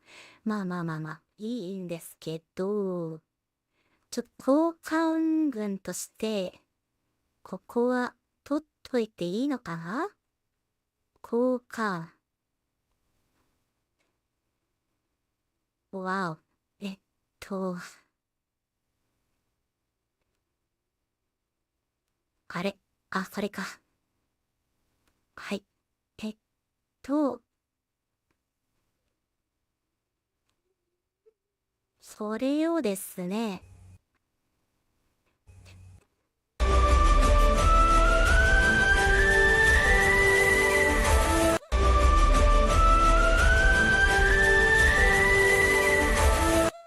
こういう余計な BGM はつくんですけどね。余計っていうか。でもはい。これは、私の指示が雑だったので起きてしまったとですね。これはちょっとたっぷりやってもいいかな。こっちの敵の浄化する再生と浄化能力。なので、主人公の浄化する。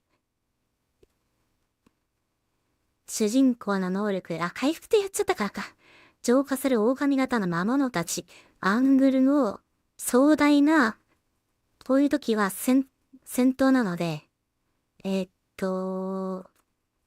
壮大なアクション。大きな、動き。ダイナミック。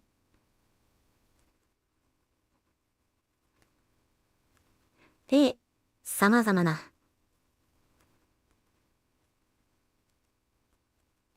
視点で、アングルを変えて、敵を、特殊能力で、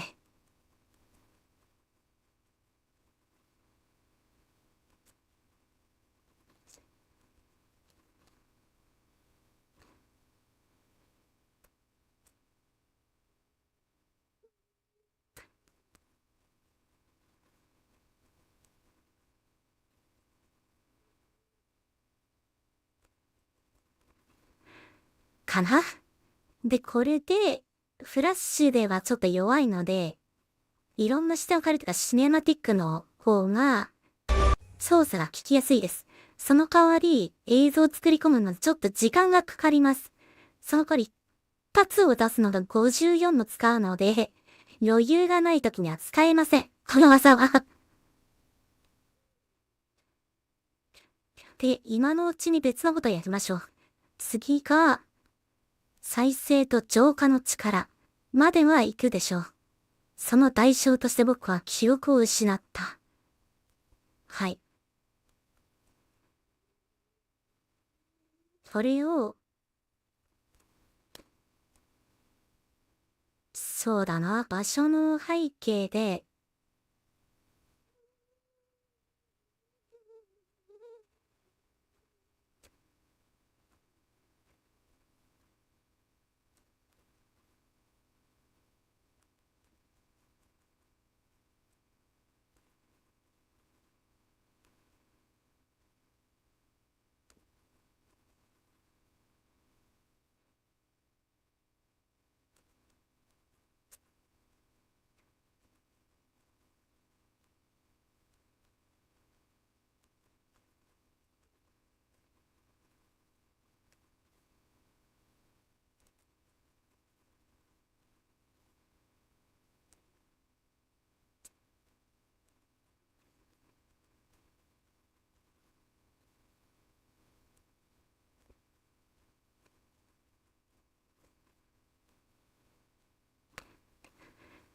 はい。こんな感じで指示をすると、ここの背景、場面転換を起こすときに、こういう絵を入れないと、この場所をキープしたまま、やっちゃうので、一応背景と主人公を読み込ませた状態で描くといいです、とても。やっぱ時間かかりますね。本当に。まあ、20話。これが最新の動画なんですけど、死神は、だからなぜあるんでしょう。そうか？ああ、他者の傷を致命傷から治癒させる再生能力に加え、魂が歪み、変貌した姿の魔物や光の雨を一瞬にして分解し浄化する力。それこそがお前が手に入れた、新世代の死神としての能力だ。はい。まあ、その通りなんですよね、説明としては。で、誰を倒そうとしてるのか。この男が、君だったんだ。そんなバカなライオス様、光の雨が勝ち消されました。何はい。この男です。その男はライオスって言います。この男が、すべてをなんか主人公を取れし、主人公を泣かしたり、いろんな、ね、ところで悲劇を起こしてるクソ野郎です。クソ野郎ですって言って。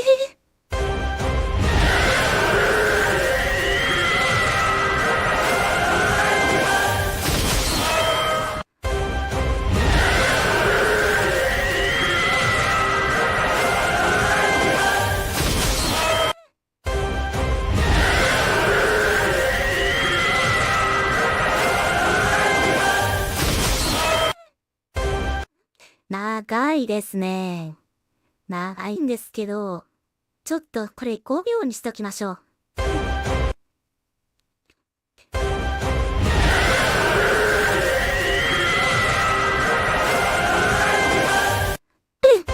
れアングルを回しすぎて、ぐるぐる回しすぎてしまって体がひねりすぎちゃってるじゃないですか。ちょっと人間ではない動きになっちゃったので、一回これで5秒で様子を見ます。で、あと魔物を完全に、絵が指定しちゃったような消えきってないので、これを後で付け足せばいいのかな。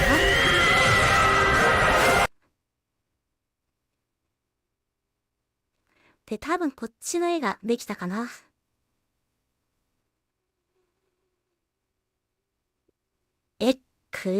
大丈夫これ。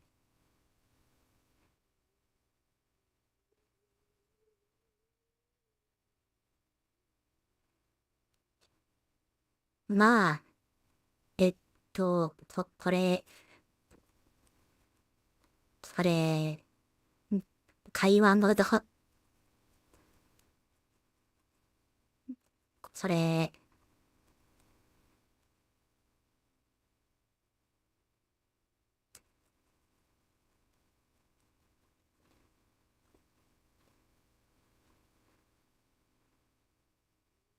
なんかちょっと、違和感に、なんか腕が逆じゃないかこれ。大丈夫かな大丈夫かな大丈夫か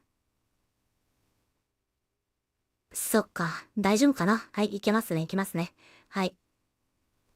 ちょっと一瞬止まっちゃうと怖いので、画像で、まだですね。これは、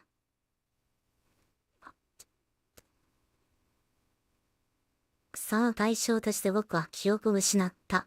というところを、いいですね。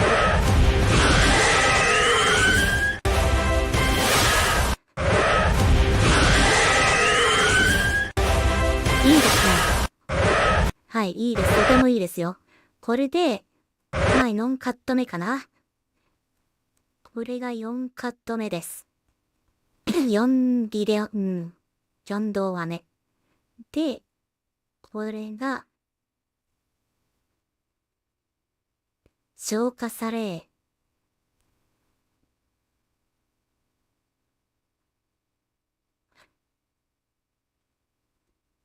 壮大な大なね。敵の、名のは、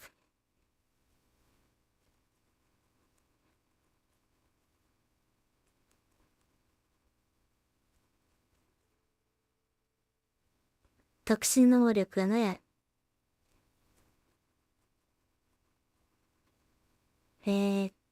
浄化され、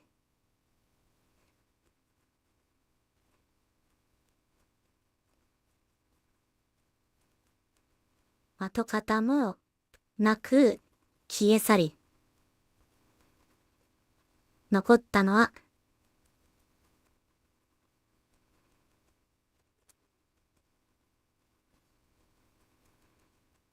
静寂な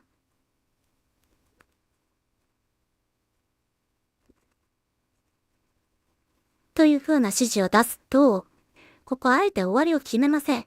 そうすると、終わりの絵がない分、勝手にこのビデオが、こういう感じだろうって風に勝手に学習して作ってくれるので、今回はこれに任せます。特に大きな動きをやるときは、そんなに難しくないという判断できる絵であれば、こっちに任せてしまった方が、いいものができたりします、結果的に。そうだ。そっちの絵も作らないといけないんですよね。そっちのですね、青年が、その代償として、僕は人だったからの記憶を失った。これもそんないらないよな、秒数。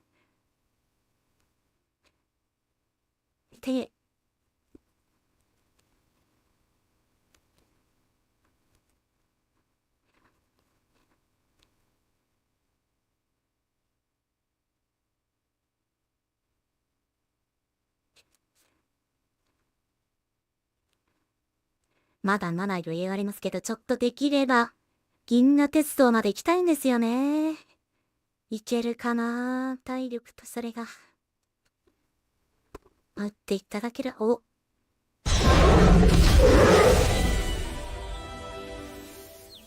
い、いいですね。その通りです。これ、結果的に2で、つなげていくことで、初めて、これかな。ちょっとやみ合わせましょう。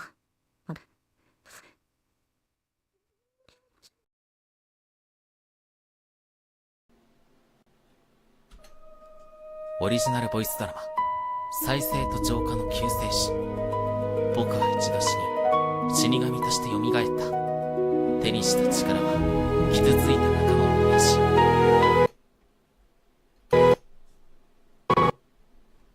ここはいらないな。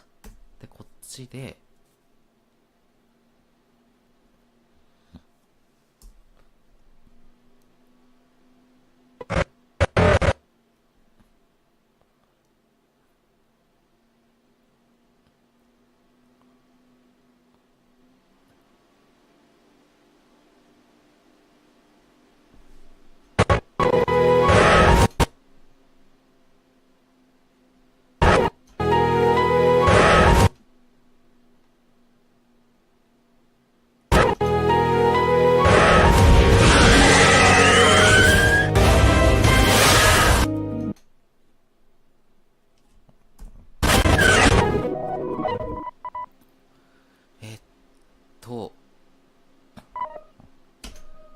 オリジナルボイスドラマ、再生と浄化の救世主。僕は一度死神として蘇った。手にした力は、傷ついた仲間を癒し、守ろうとしま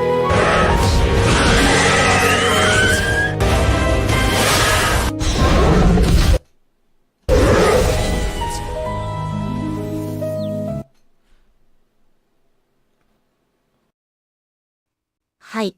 こんな感じでいけるでしょう。ということで、その代償として、僕は人だった頃の記憶を失った。はい。そんな声ですね。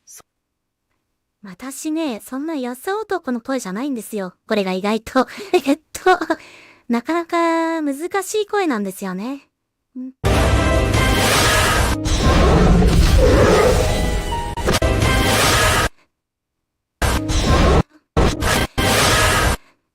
ここちょっと音だけはどうにかしたいかな。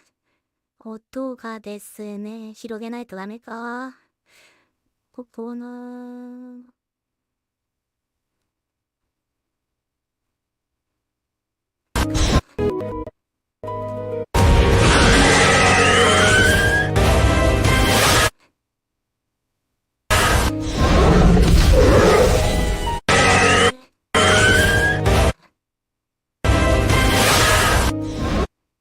なんか区切れちゃうのは良くないですね。これ続きもののように見せてほしいな。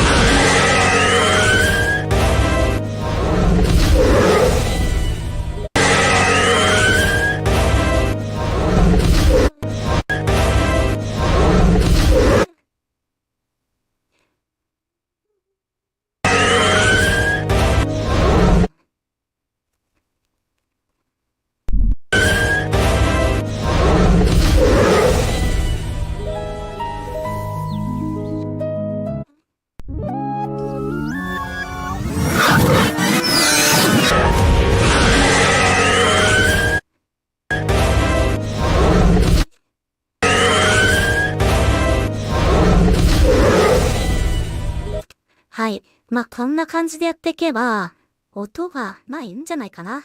違和感はないです。その代で、こんな能力を持ってる人って大概、まあちょっと、はい、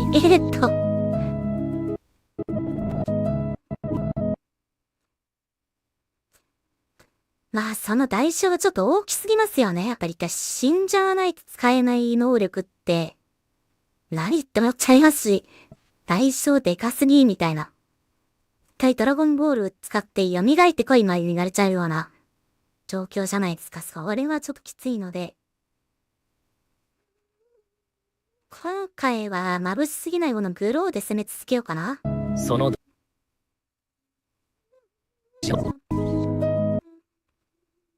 一回これを消して、はい、これだけの誘惑があるんで結構いいものができるはずなんですよ。はい、そうです、そうです。その代償として音もまあ大丈夫か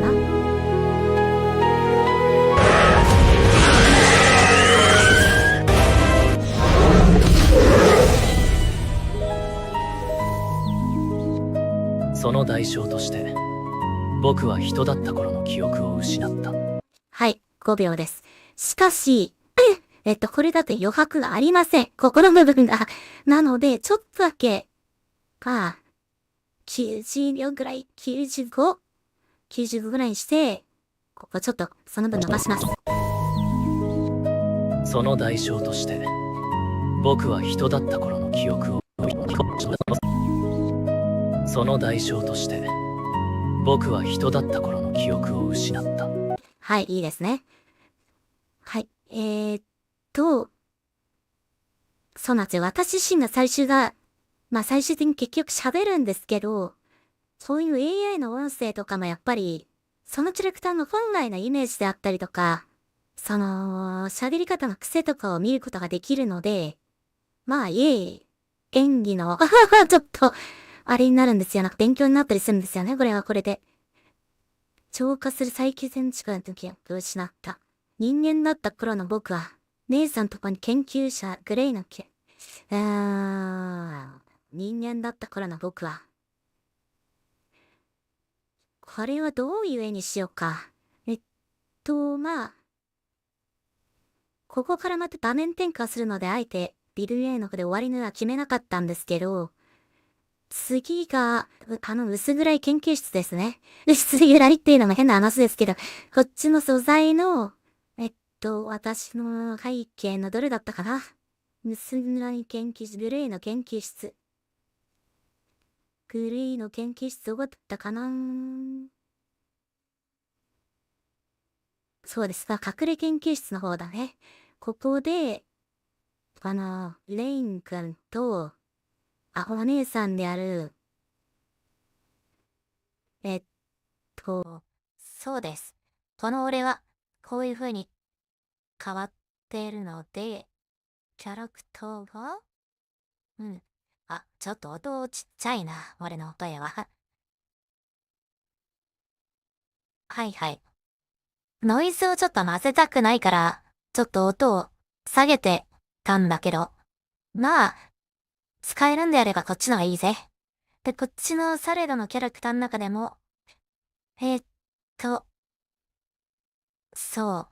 このギゼアラ、俺の声は俺になってしまうときが、18話だったり19話を見るとなんで私から俺っていう、そういう口調に変わってしまったのかっていうところがちょっと面白いところなので、見ていただけると嬉しいです。このキャラクターギゼアラがね。どこだったかな、ギゼは。新緑というかサムというか、どこに消えちゃった？消しちゃったかな、まさか。そんなことはないと思いたいんだけどな。されどの、あれまあ、いっか。はいはい。で、こっちって、はい。この、お姉さんであるこの俺ギゼアラと、このレイン、弟レインが、その代償として、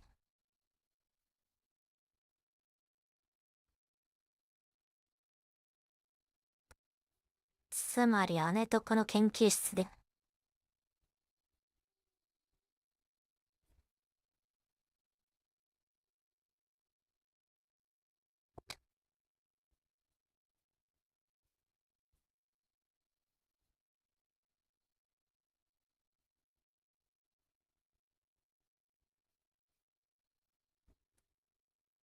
えーっと、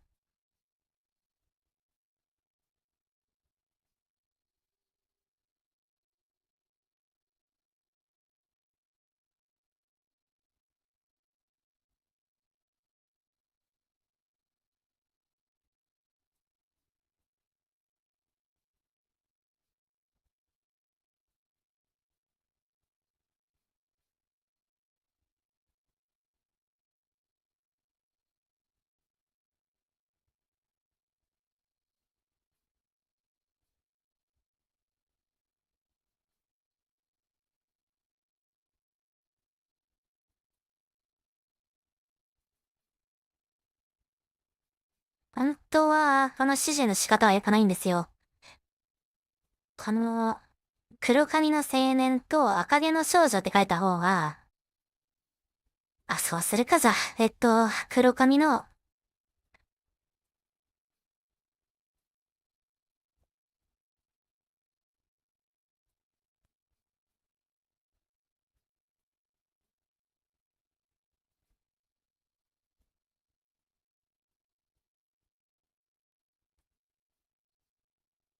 カタカナがね、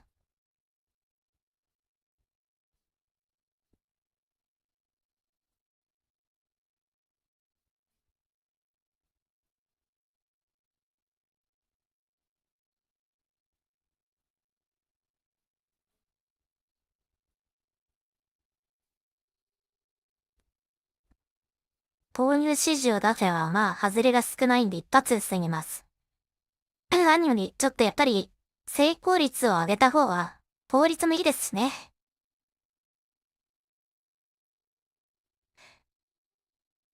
一応、まあ、彼にはこういう壮絶な、一度死んで蘇ったっていうインパクトのある背景のあるちょっとや青年なの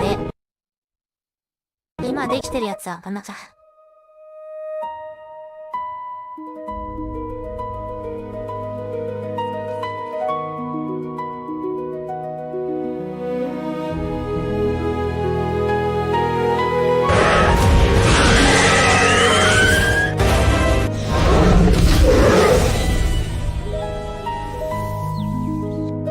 その代償として僕は人だった頃の記憶を失った。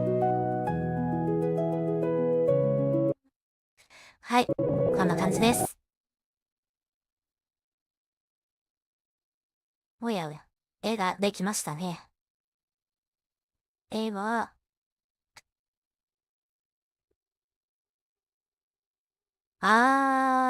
これね、いい絵なんですけど、表情見せてほしいんですよ。二人の、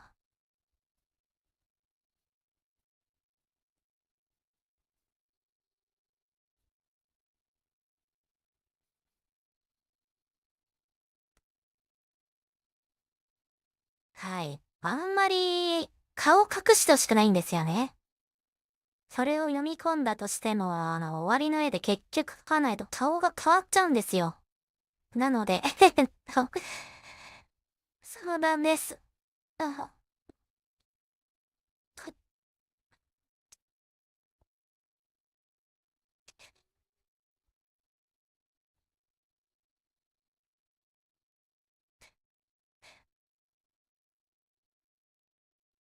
えっと、いい絵が今描けたので、ちょっと出しちゃいます。おっとっとっと。どっちの絵だこれは。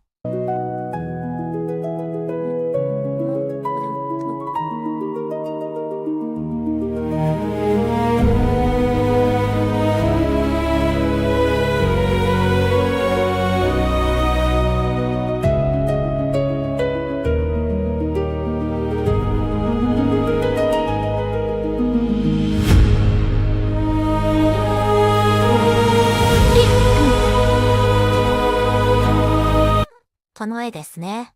この絵が、どこだっけ。はい、撮ってたか。で、この絵と終わりのやつで、研究者グレー協力していた。で、このグレーの絵の方を描かないといけないですね。グレーの絵はちょっとヒゲ不詳なおじさんです、ちょっと。精神的に、でもこの人もよくこんな、復讐心を燃えたぎらせるのはいいんですけど、うーん、ここまで曲がらずに行ったこの人はすごい、本当に、完全に。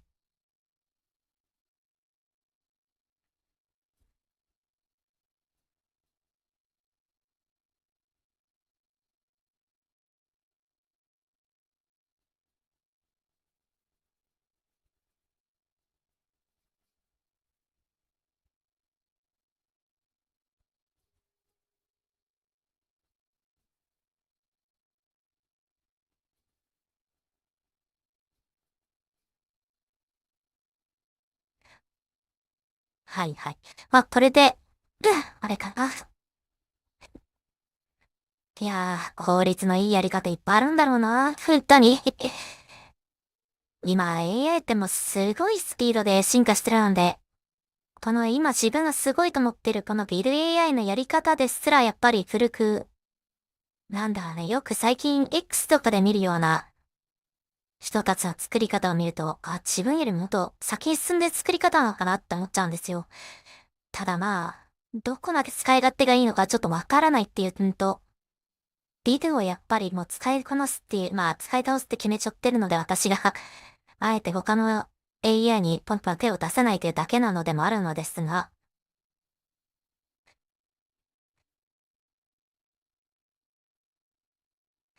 人だった頃の僕は、はい、そうです、この男です。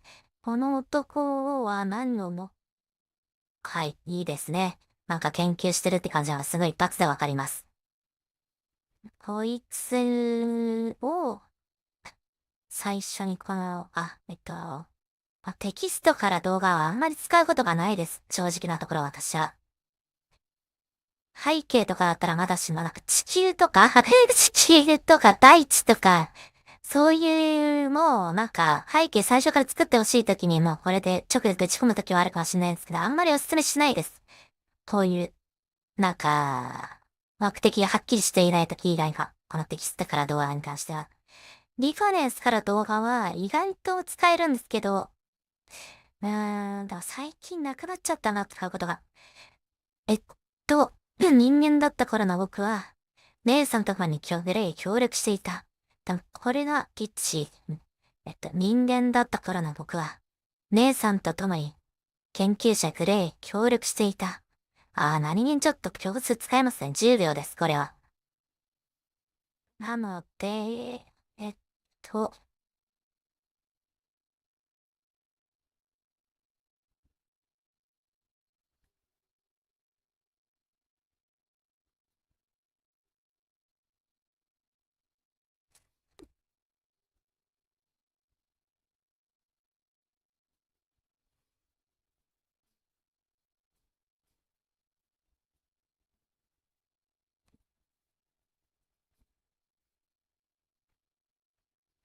えーっこれの視点切り替えですね、単純に。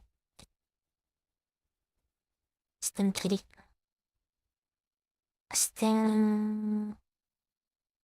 替えっていうか、どうすればいいだろう。二人は、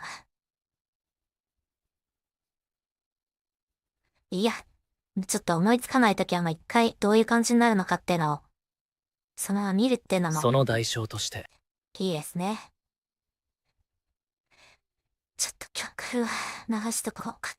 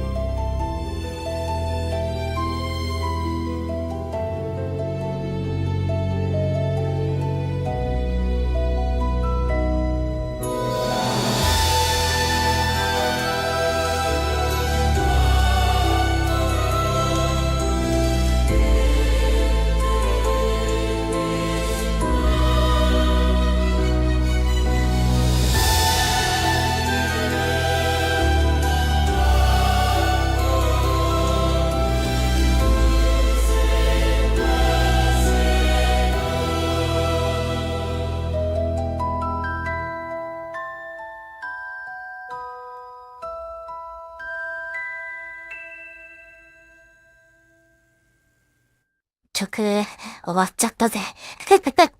まあ、えっと、どうしようかな。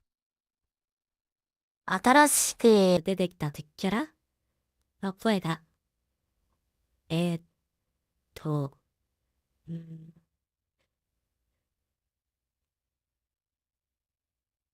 あ、あ、ライオス様、いかがされますかっていう感じの声だったり、リセットさんのまあ、いや、今。とりあえずですね。まあ、ほんと待ち時間が多いんです、これ。どうしようもなく。先に進めたくてもちょっと、これを待つ時間と、こっちができたかな。いやいや、なんだこのハゲは。ハゲは、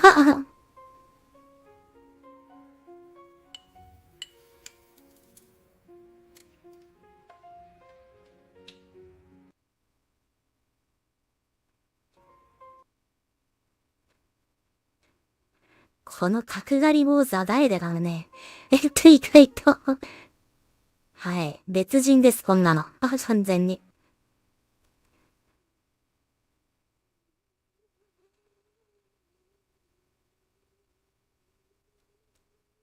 これどうしようか。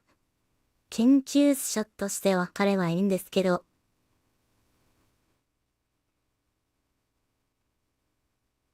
なんか。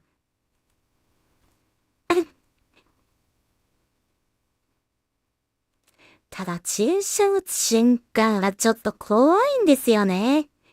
今までなんか何でもないだろうと思ってたシーンだったんですけど、医療関係のやつとかを YouTube に出すと、ちょっと引っかかっちゃうんじゃないかって。若干怖いんですよ、これがまた。えっダメだ。ちょっと体力が。はい。では、続きをやってきます。やってきます。どうしようかな。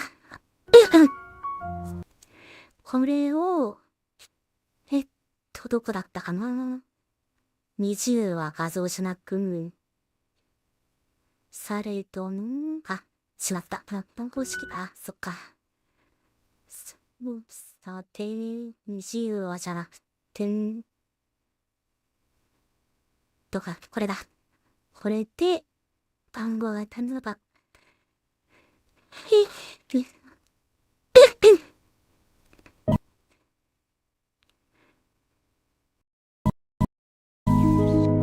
その代償として僕は人だった頃の記憶を失った。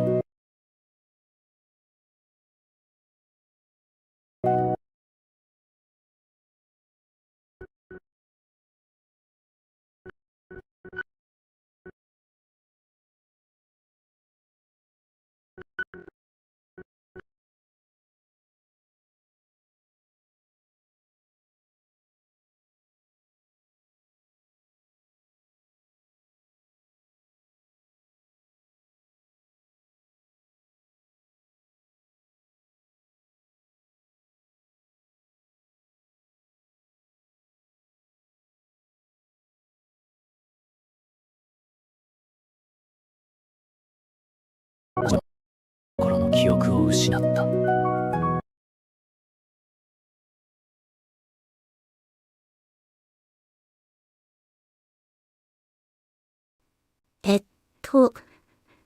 人間だった頃の僕は、姉さんと共に研究者クレイへ共通していた。っていう風に持っていき、で、彼は、そうだな、どうしようか。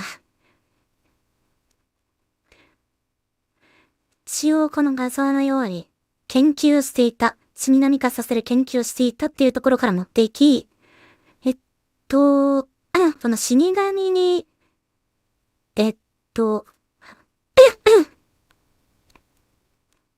そうだな。死神へ進化させる研究をしていたんだ。彼はまあ、でもこれの場合、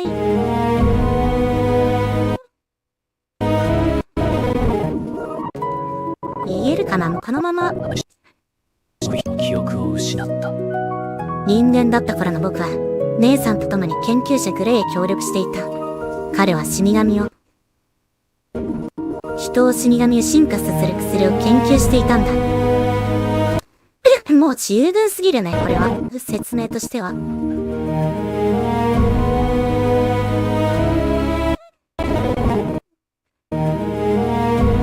僕たちは彼の作った薬を使い、そうだな。彼の作った薬。ここからやっぱり、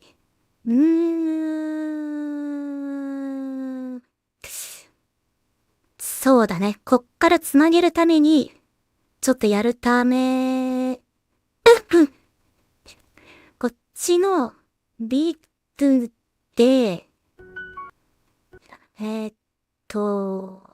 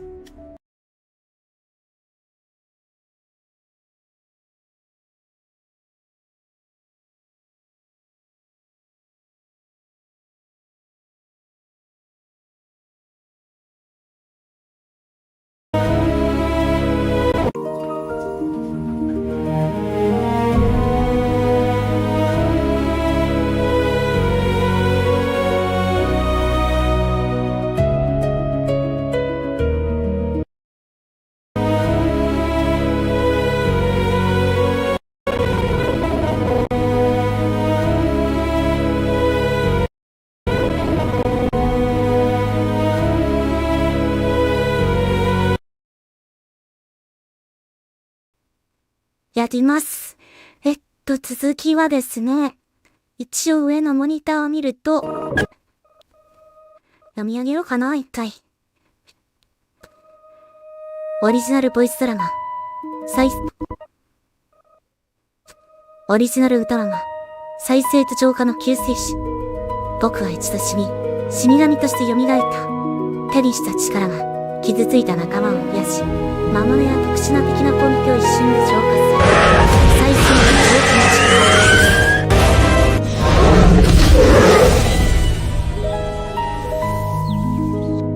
力。その代償として僕は人だった頃の記憶を失った。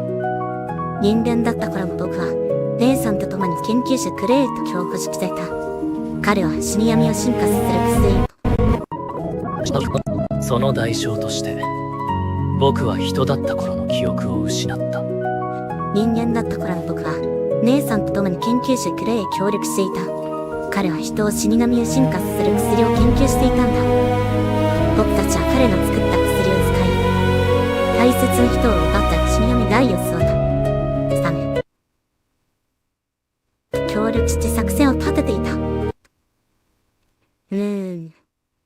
まあこれもうちょっと下手にいっかな。どれくらいの間が必要かな。今現段階で意外ともう44秒も使ってしまってるんですね。3分以内にはやっぱり収めなければいけないので、それがまた厄介なんですよ、これが。どうしようかな。ライオスがどっかあったと思うんだけど、ライオスのね、これちょっと順番通りになってるのか気になっちゃいますね。順番通りだろう。並び替え。中央モニター。はい。今、11、5絵ができてるんですけど、僕たちは注射打ち。ただ注射あんまり書きたくないんですよね、最近。ちょっと一回やらかしちゃってるので。これで、もし AI アニメを作る場合はちょっと注射の剣とか血の表現だけは本当に気をつけた方がいいですっていうのは、はい、わかりました。せっかくうまいものが作れても、そんなところで引っかかったら悲しいですからね。普通のアニメだったら、進撃の巨人なんてもう、さらにグロテスクな描写があんまり、アニメと YouTube はやはり違うということで、ひどい話です。本当に。はい。では、どうしようかな。僕は注射を削れるんじゃないかな。頃の記憶を失った。記憶を失った。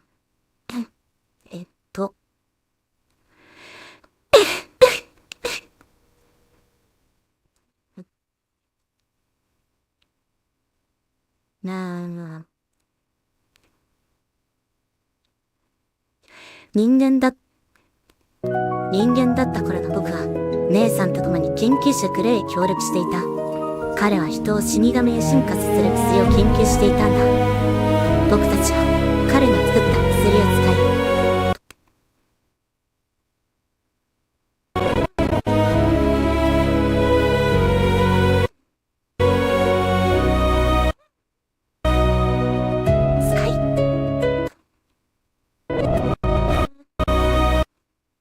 多分3カットそんなにいらないな。だとしたら、一回ここでちょんパッてして、カット息、カッて切り替えればいいかな。はい。では次、右モニターで、はい。ビデに読み込ませる動画を、動画じゃなかった画像を、ポンと。ちょっとなあ、打ち終わった後か。どうしよう。そしたら、こっちのスチールから一回ここの写真を、撮ってしまって、デスクトップで書き出しして、はい。中央にやってきたこいつを、リド AI の方に持ってきて、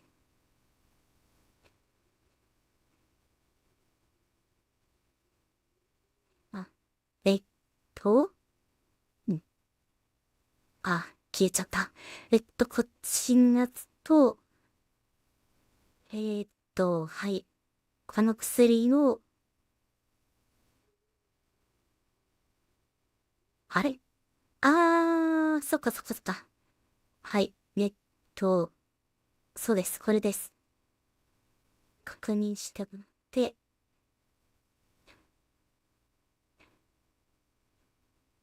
今横向きのやつでなんか作られそうになってたんで今縦に変えました。で、こっちの、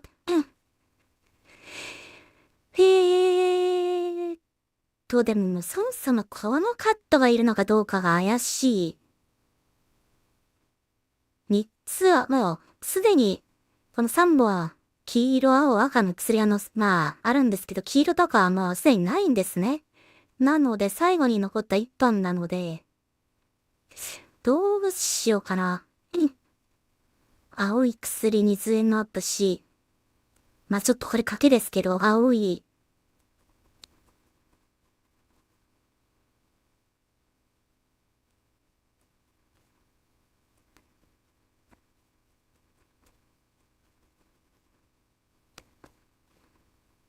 うん。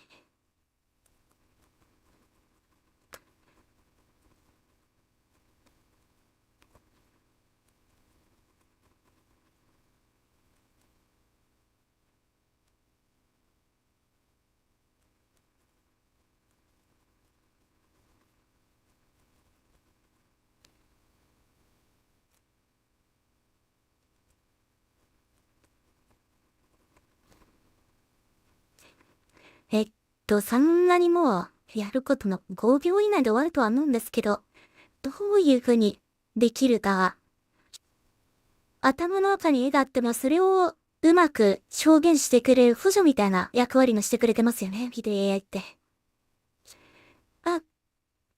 っしゃ。今、土曜日の10時ですかね。10時。もう、納豆の休みなどありません。本当に。あと、ちょっと、なんだろうな。初めてじゃないな。だいぶ、今、夏でめちゃくちゃ暑くて、創作ってやっぱりやる気の時ガーッと進むんですけど、そうじゃない時ってなかなか息ストップしちゃうっていうか。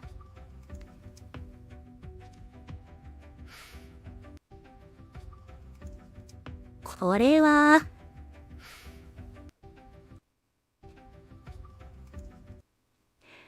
薬を、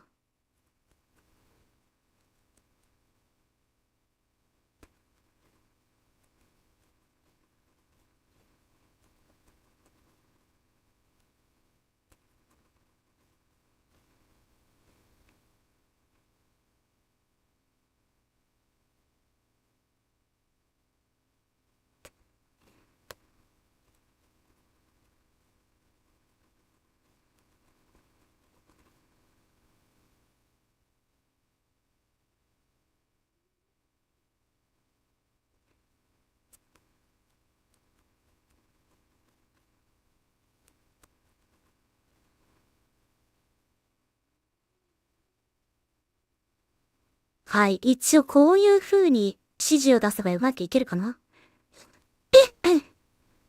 意外と、さあ、そのスポイトがちょっと邪魔に感じてしまったので、いけるかな？うん。はぁ。うわ。あ。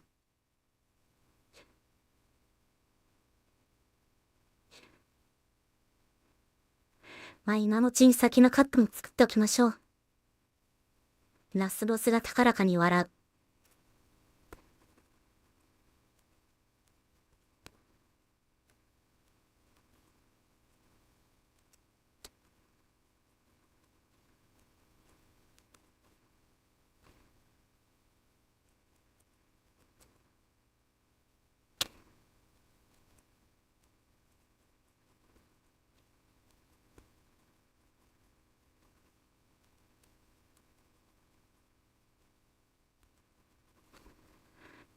よし。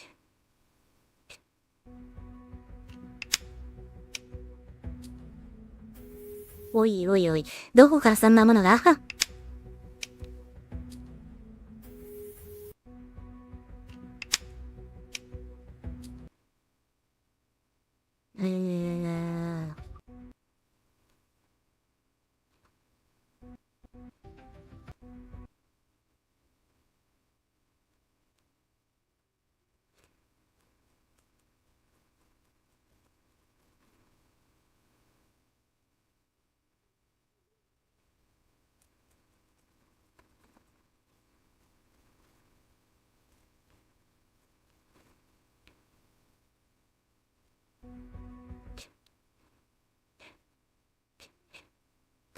なかなか一撃でうまくいかない時がありますね。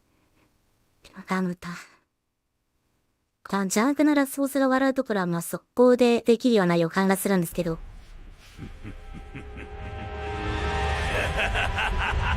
いやいやいや、まあそうなんだけどね、あなた歯がギザギザさせないでおくれ。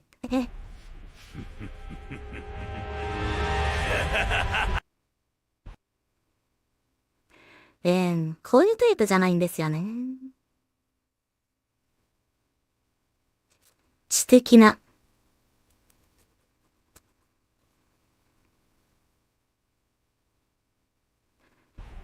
さて、知的なラスボスにしておこう。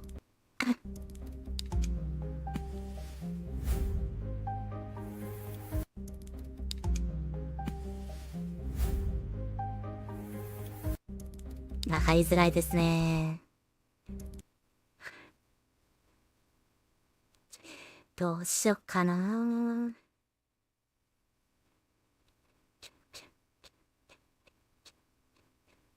できるまでこういうのはちょっとトライアンドエラーを繰り返すしかないです。ちょっと曲を流しておきます。と。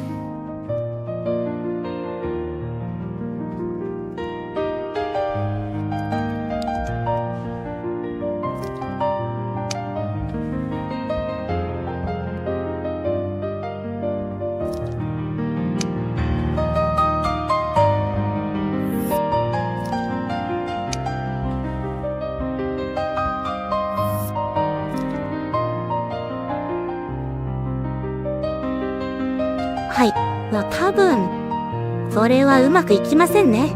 なのでちょっと一回、もうそのまま注射を打ったところから始めましょう。これを、試験管を、注射を打ち終わった。っていうだけの絵にしましょう。3秒あれば十分でしょう。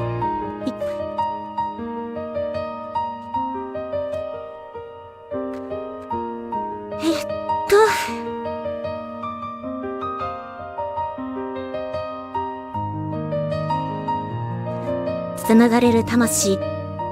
これですね。歌詞を自分で打ち込んで作った曲なんです。これが。や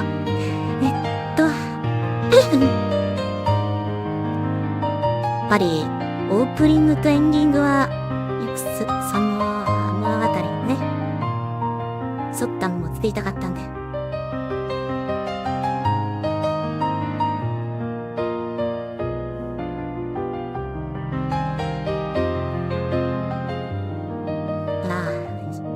はい。で、こっちのやつで、10番、これですね。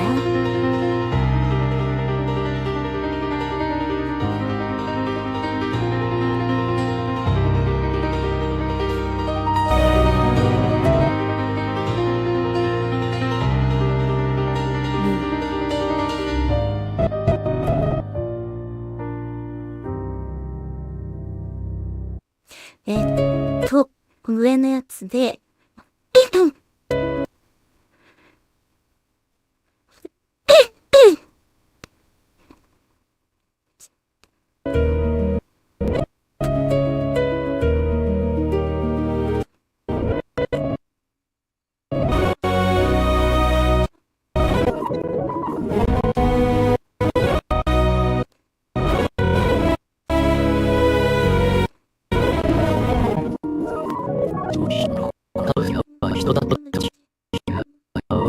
僕は人だった頃の記憶を失った。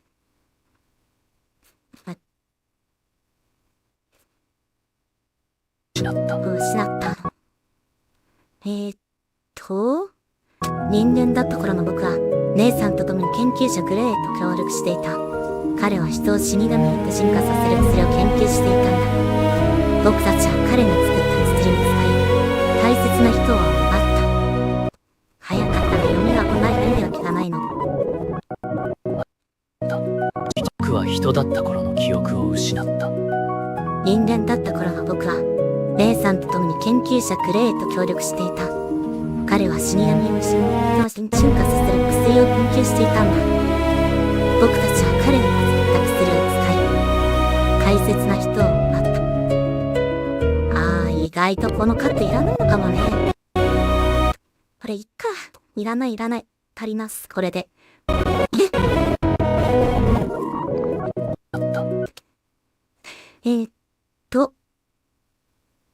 人間だった頃の僕は、姉さんと共に研究者グレイと協力していた。彼が人を死神へと進化させる薬を研究していたんだ。僕たちは彼の作った薬を使い、大切な人を奪った。意外とこれも。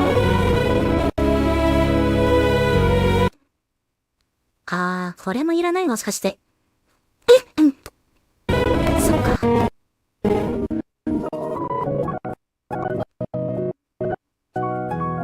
僕たちは失った。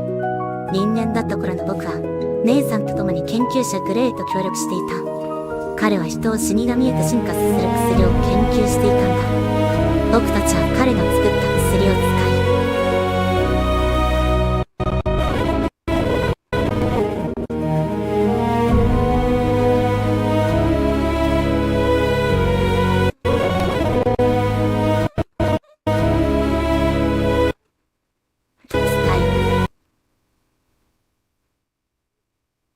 それ自身いるかな？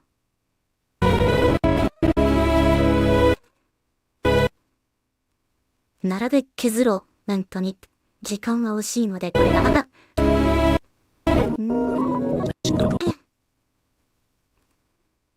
失った。人間だった頃の僕は、姉さんと共に研究者グレイと協力していた。彼が人を死神へと進化させる薬を研究していたんだ。僕たちは彼が作った薬を使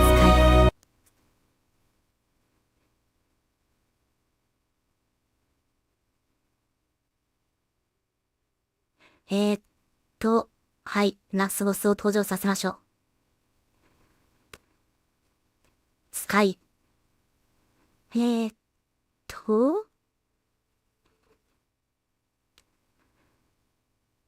切な人を奪った死神ライオスを倒すため、協力して作戦を立てた。もうちょっとだな。これぐらいの尺は欲しいか。せめて思ったな。はい。で、まあいいや。で、これで、おっと。一回削る段階の前を。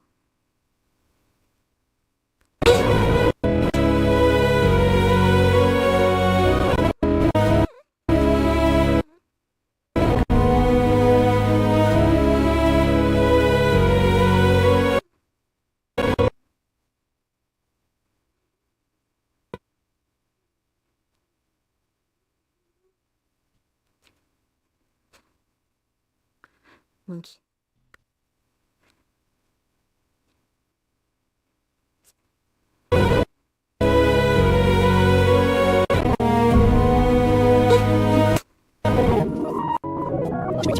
記憶を失った。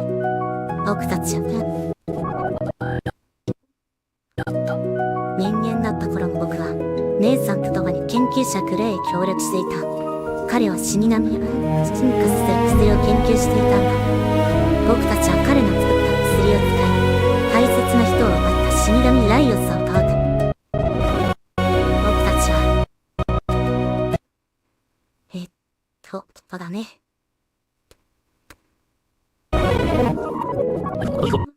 僕は人だった頃の記憶を失った。人間だった頃の僕は姉さんと共に研究者グレイと協力していた。彼は人を死神で進化させる薬を研究していたんだ。僕たちは彼の作った薬を使い、大切な人を奪った死神ライオスを倒すため、協力して作戦を立てた。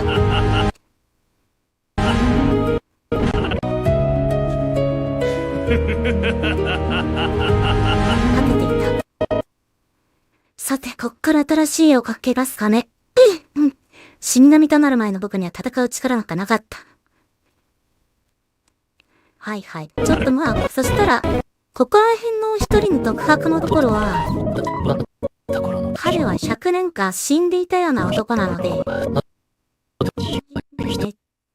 当然、死神となる前の僕は、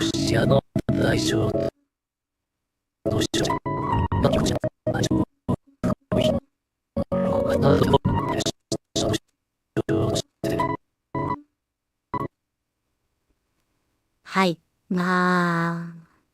イケメンですね。悲しいぐらい。ステラがね、これでしまうぐらいのイケメンって何なんだろうと思ったけど、イケメンだからという理由だけではないと思いますよ、きっと。男は中身ですね。中身です。リアルは実際、金なのかもしれませんが。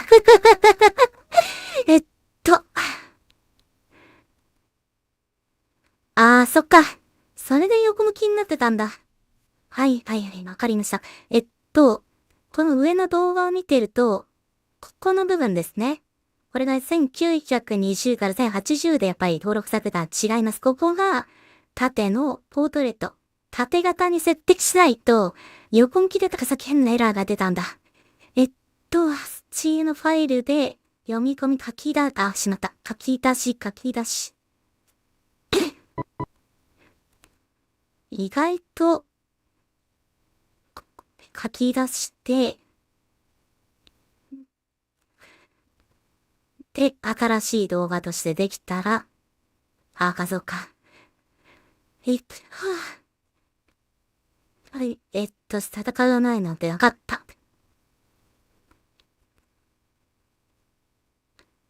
死神となる前の僕には、戦う力なんてなかった5秒です。はい、5秒ですね。ちょっと若干足りないんですけど、それは時間伸ばす方向で十分戦えるので、いけるでしょう。はい、こんなんです。鍵括弧。いきます。はい。だから、情報を、遂行するため。ここもちょっとうまくできないかな。だから敵の情報を探る任務を遂行するため。そうなんですよね。偶然出会ったかと思った出会いは実は必然であって。悲しいですよね。でも死神に、やっぱり、何も知らない状態で死神に近づこうとする人は当然いないわけで、死にに行くようなものですからね、やっぱり。そんなのはセロの承知の上だったと思います。その上であなたは何ってところを見ていたので、だから敵の情報を探る瞬間は、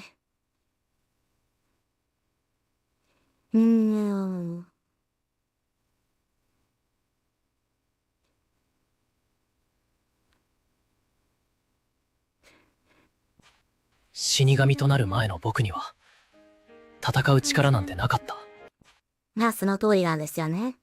あるわけないんです。普通の人がそんな、人工的に人になんか、態度虐殺するような恐ろしい光の雨を使っちゃ特殊能力者に、たかが人間が勝てたらですね。それこそ化け物です。僕は、死神となる前の僕が、死神となる前の僕には、戦う力なんてなかった。力なんて。ああ、これはあとちょっと95ぐらい、にしとこうかな。95、はい。ちゃんと。戦う力なんてなかった。はい、そうです。こんな感じですね。で、だから、敵の情報を探る任務を遂行するため。そうですね。こうなってきた場合、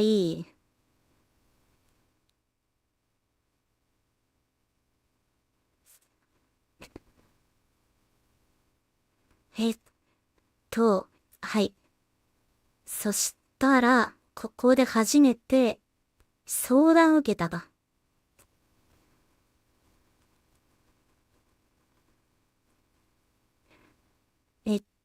灰色の髪の男性、男性が、黒髪の、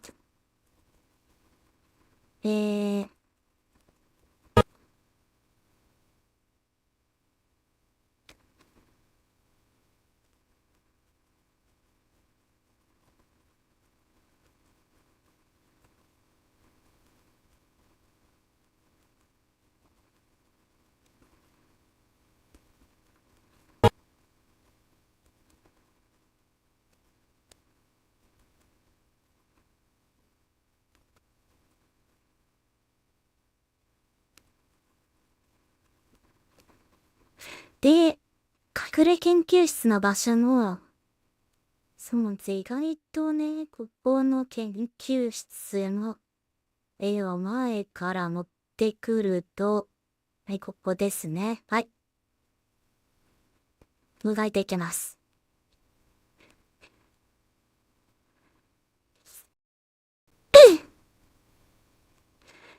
ああ、つけるだらよ。地味な作業なんですけどね。この地道の作業の繰り返しです。まあ、もっと楽な方法もあるんですけど、まあ、それがどこまで、キャラクターを維持して、どこまで綺麗に映してくれるのか。あと1年は、ちょっと、契約しちゃったので、ビデオを使い続ける予定ではあるんですけど、あと1年もだったらどんな進化を遂げてるんでしょうね、AI って。逆に。びっくりですよ、本当に。そこで残ってるのはやっぱり純粋な話の面白さであったりとか、継続力だったりとか、そっちの方が自由になってくるんじゃないかなって私は。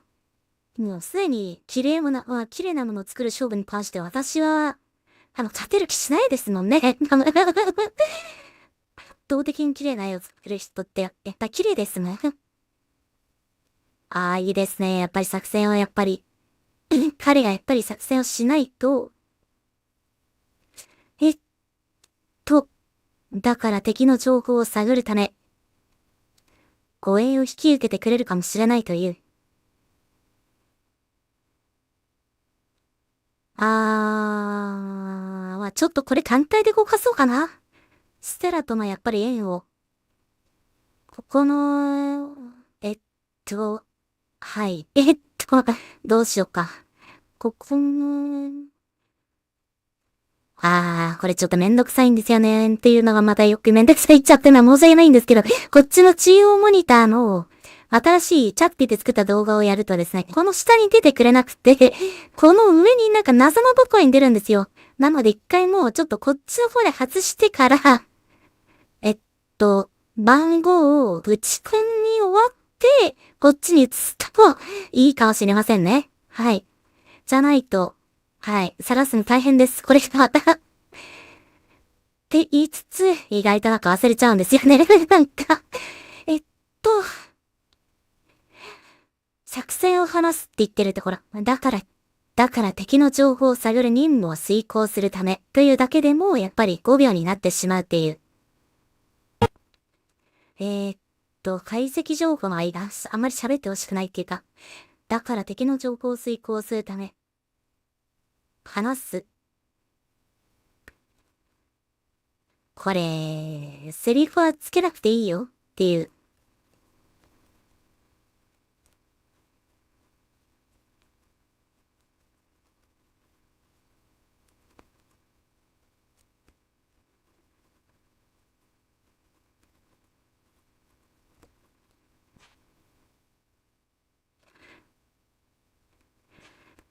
一応これで、はい。こういう指示を出しました。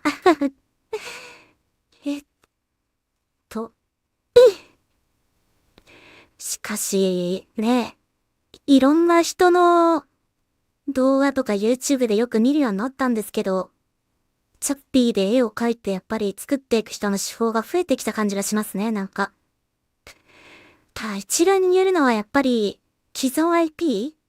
サザエさん、まる子ちゃんとか、鬼滅の刃とか、ドラえもんとか、まあ、ああいうドラクエか、最近よく見るのは。っていうのをなんか、よく真似して作ってる人が多いんですけど、やっぱ勝てる気しないんですもんね、再生数って意味では。はいはい、いいですいいです。こういう絵ですね。なので、意外と、なんて言うんだろうな。戦略としてはめちゃくちゃ正しいんですよ。まあ、YouTuber として見ると。ただ、私がやりたいのってオリジナルの既存のアニメで作って、それを見てもらいたいじゃないですか。だから、やってる将軍も違うし、この長尺で自分の小説見てもらうっていうジャンルってとてつもなく難しいんですね、これがまた。力なんてなかった。困ったことです、本当に。で、そういう人が、だいたい私と同じぐらいのは続いてる人はいるのかな、逆に、いるんだろうかというのを。なかった。戦う力なんてなかった。なんてなかった。だから敵の情報を探る任務を遂行するため。はい。ここで1話に繋がってくるんですね。1話の映像が、どっから引っ張ってこよう。まあ1話ですね、当然。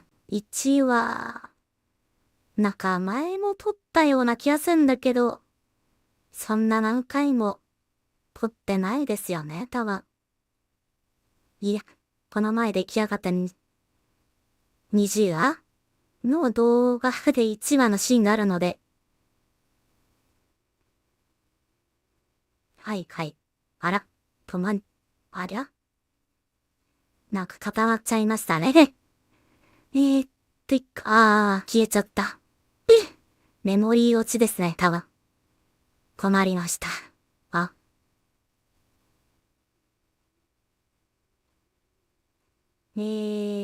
再生リスト。はい。そうです。私もやっぱり見てほしくて頑張ってこれこともいろいろやってるんですけど。出会うものは皆失うけど、それでも世界は回るから皆失うけど、それでもそうなんです。これね、意外と皆さん気づいてないかもしんないから一応あれなんですけどね。こいつこそがラスボスがここにいるんです。気づかなかったでしょオープニングでそもそも見ないでしょうし。死神ライオスとステラの、やっぱり、世界は回るから失うものはみんな素敵だけど、もうみんなばかり先に行ってしまうの。さよなら。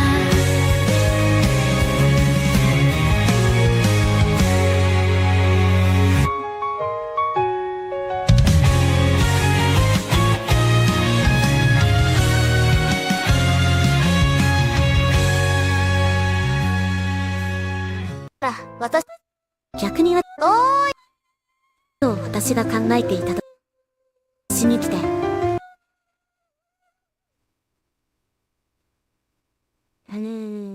短い時を生きる人々は、まるで生き急ぐよ。今日もまた、命の一つをもらってしまった。何のために。はい。まあ、ここからが全てなんですけども。死神って基本やっぱり、人が近づく存在じゃないので、超孤独でございます。でも、やっぱりそんな少女だからこそやっぱり。はい。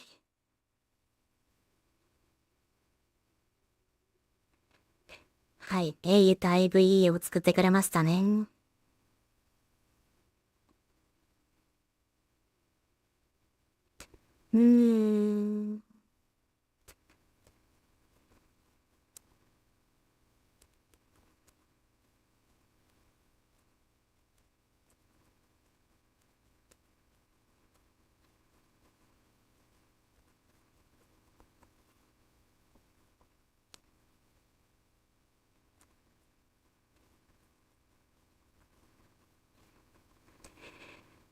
そうなんです。初のボイスサンプルなんですよ、フサレダの。ちょっとどういう風にしようかってのもちょっと迷ってしまってて出そうと思っててもなかなか決まらなかったんですよね。銀河鉄道は逆にちょっとわかりやすくてですね。一人の章ごとに分かれてるのでこれがまた非常に、その章ごとにこいつも話来るんだってのがわかるからなんかポンポン出しやすかったんですけど、こっちのサレドはラドベ型、ドベル型なのでちょっと、先にこんな自己紹介文を作ってしまうともうネタバレになっちゃうんですよね。だからちょっと後半向きじゃないとちょっと出しづらいっていうところがあって結局、世界の内容だったり概要、こういう世界観だよまでは分かったとしても、結局こういうので面白いと、その人物がどう生きたのかとか、どういう結果を選んだのかとか、そういう選択が楽しいわけじゃないですか、そんな絶望的な世界の中で。この人の出した答えっていうものはやっぱりそれを見たいって思ってるので、私自身は。その答えをやっぱ3分で、こいつはこういう人物なんだってのが一発で分かっちゃうとそこまでの20話を見る意味を、意味はあるんですけど、そうなんだっていうのがちょっと、最初からネタバレ感がすごいですよね、私のこのライブもかなり不思議だと思うんですよ。普通、分かれてますからね。声優にしかり、その作家にしかり、こういう映像編集にしかりですけど、やっぱり全員一人ずつ分かれてるので、こういうメイキングにせよ何にせよ、はい、なかなかいないんじゃないかな多分。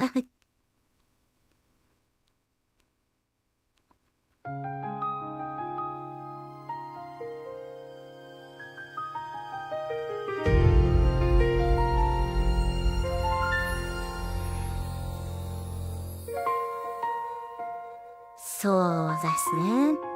あと、不思議なことに、自分の曲ばかり聴くようになっちゃいました。なんか、この生活を送るようになってから。それだけ曲が疲れたらね、存外、ほんと、自分の好きな曲ばっかりできちゃうもんですから、聴いてしまうんですよね、これがまた。あらららら、なんか時間かかってますね、意外と。できてるのかな？リロードをかませました。はい。そしたら意外とできてるば、こんな、もうちょっと明るくしていいんだよって。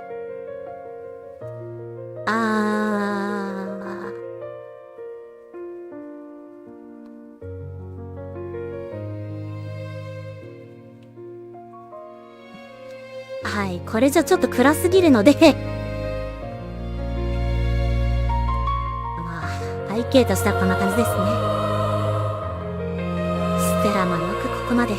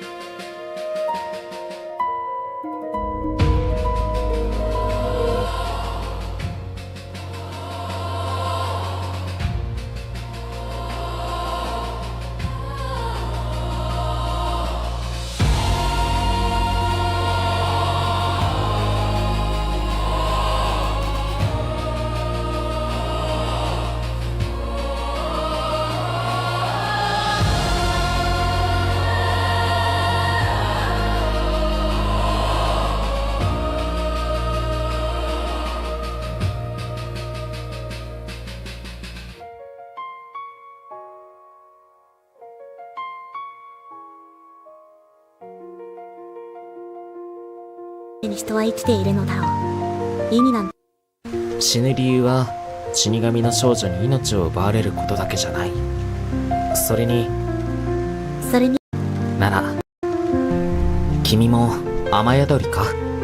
傘を忘れるとは、お互いついてない。そして死んでいく。そんなことを私が考えていたとき、彼は現れた。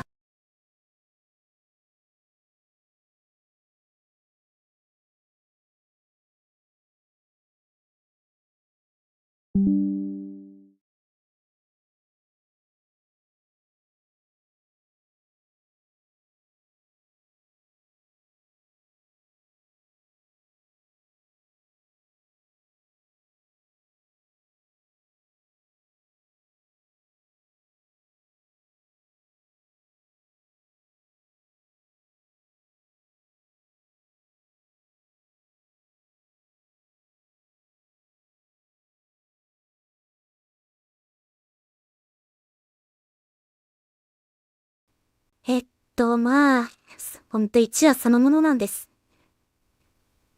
大切な親友を失った後やっぱり落ち込んで、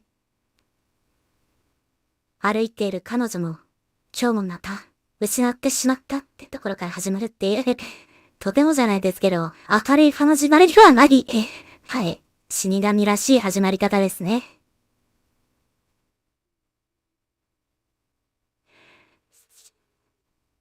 そうなんですよ。意外と困ってしまうのが、この待ち時間ですね。これがなければだいぶいいんですけど、結局もう、依頼はもうこういうの早くなるんでしょうかね、多分。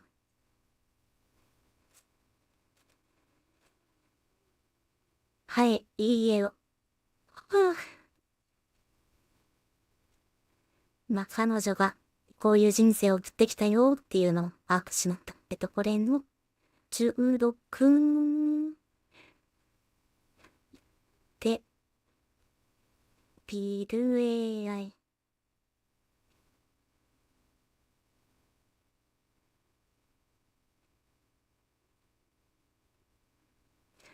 で、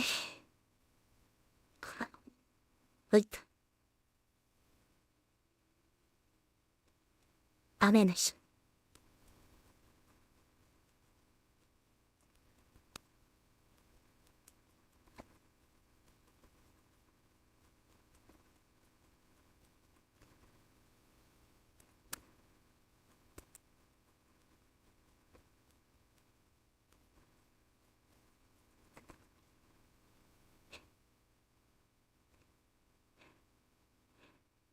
多分、ここはそんな指示しなくても、綺麗に作ってくれるような感じがするんです。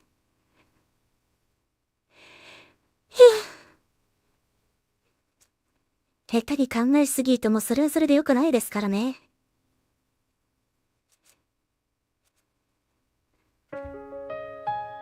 あ、一応こんな指示を出しました。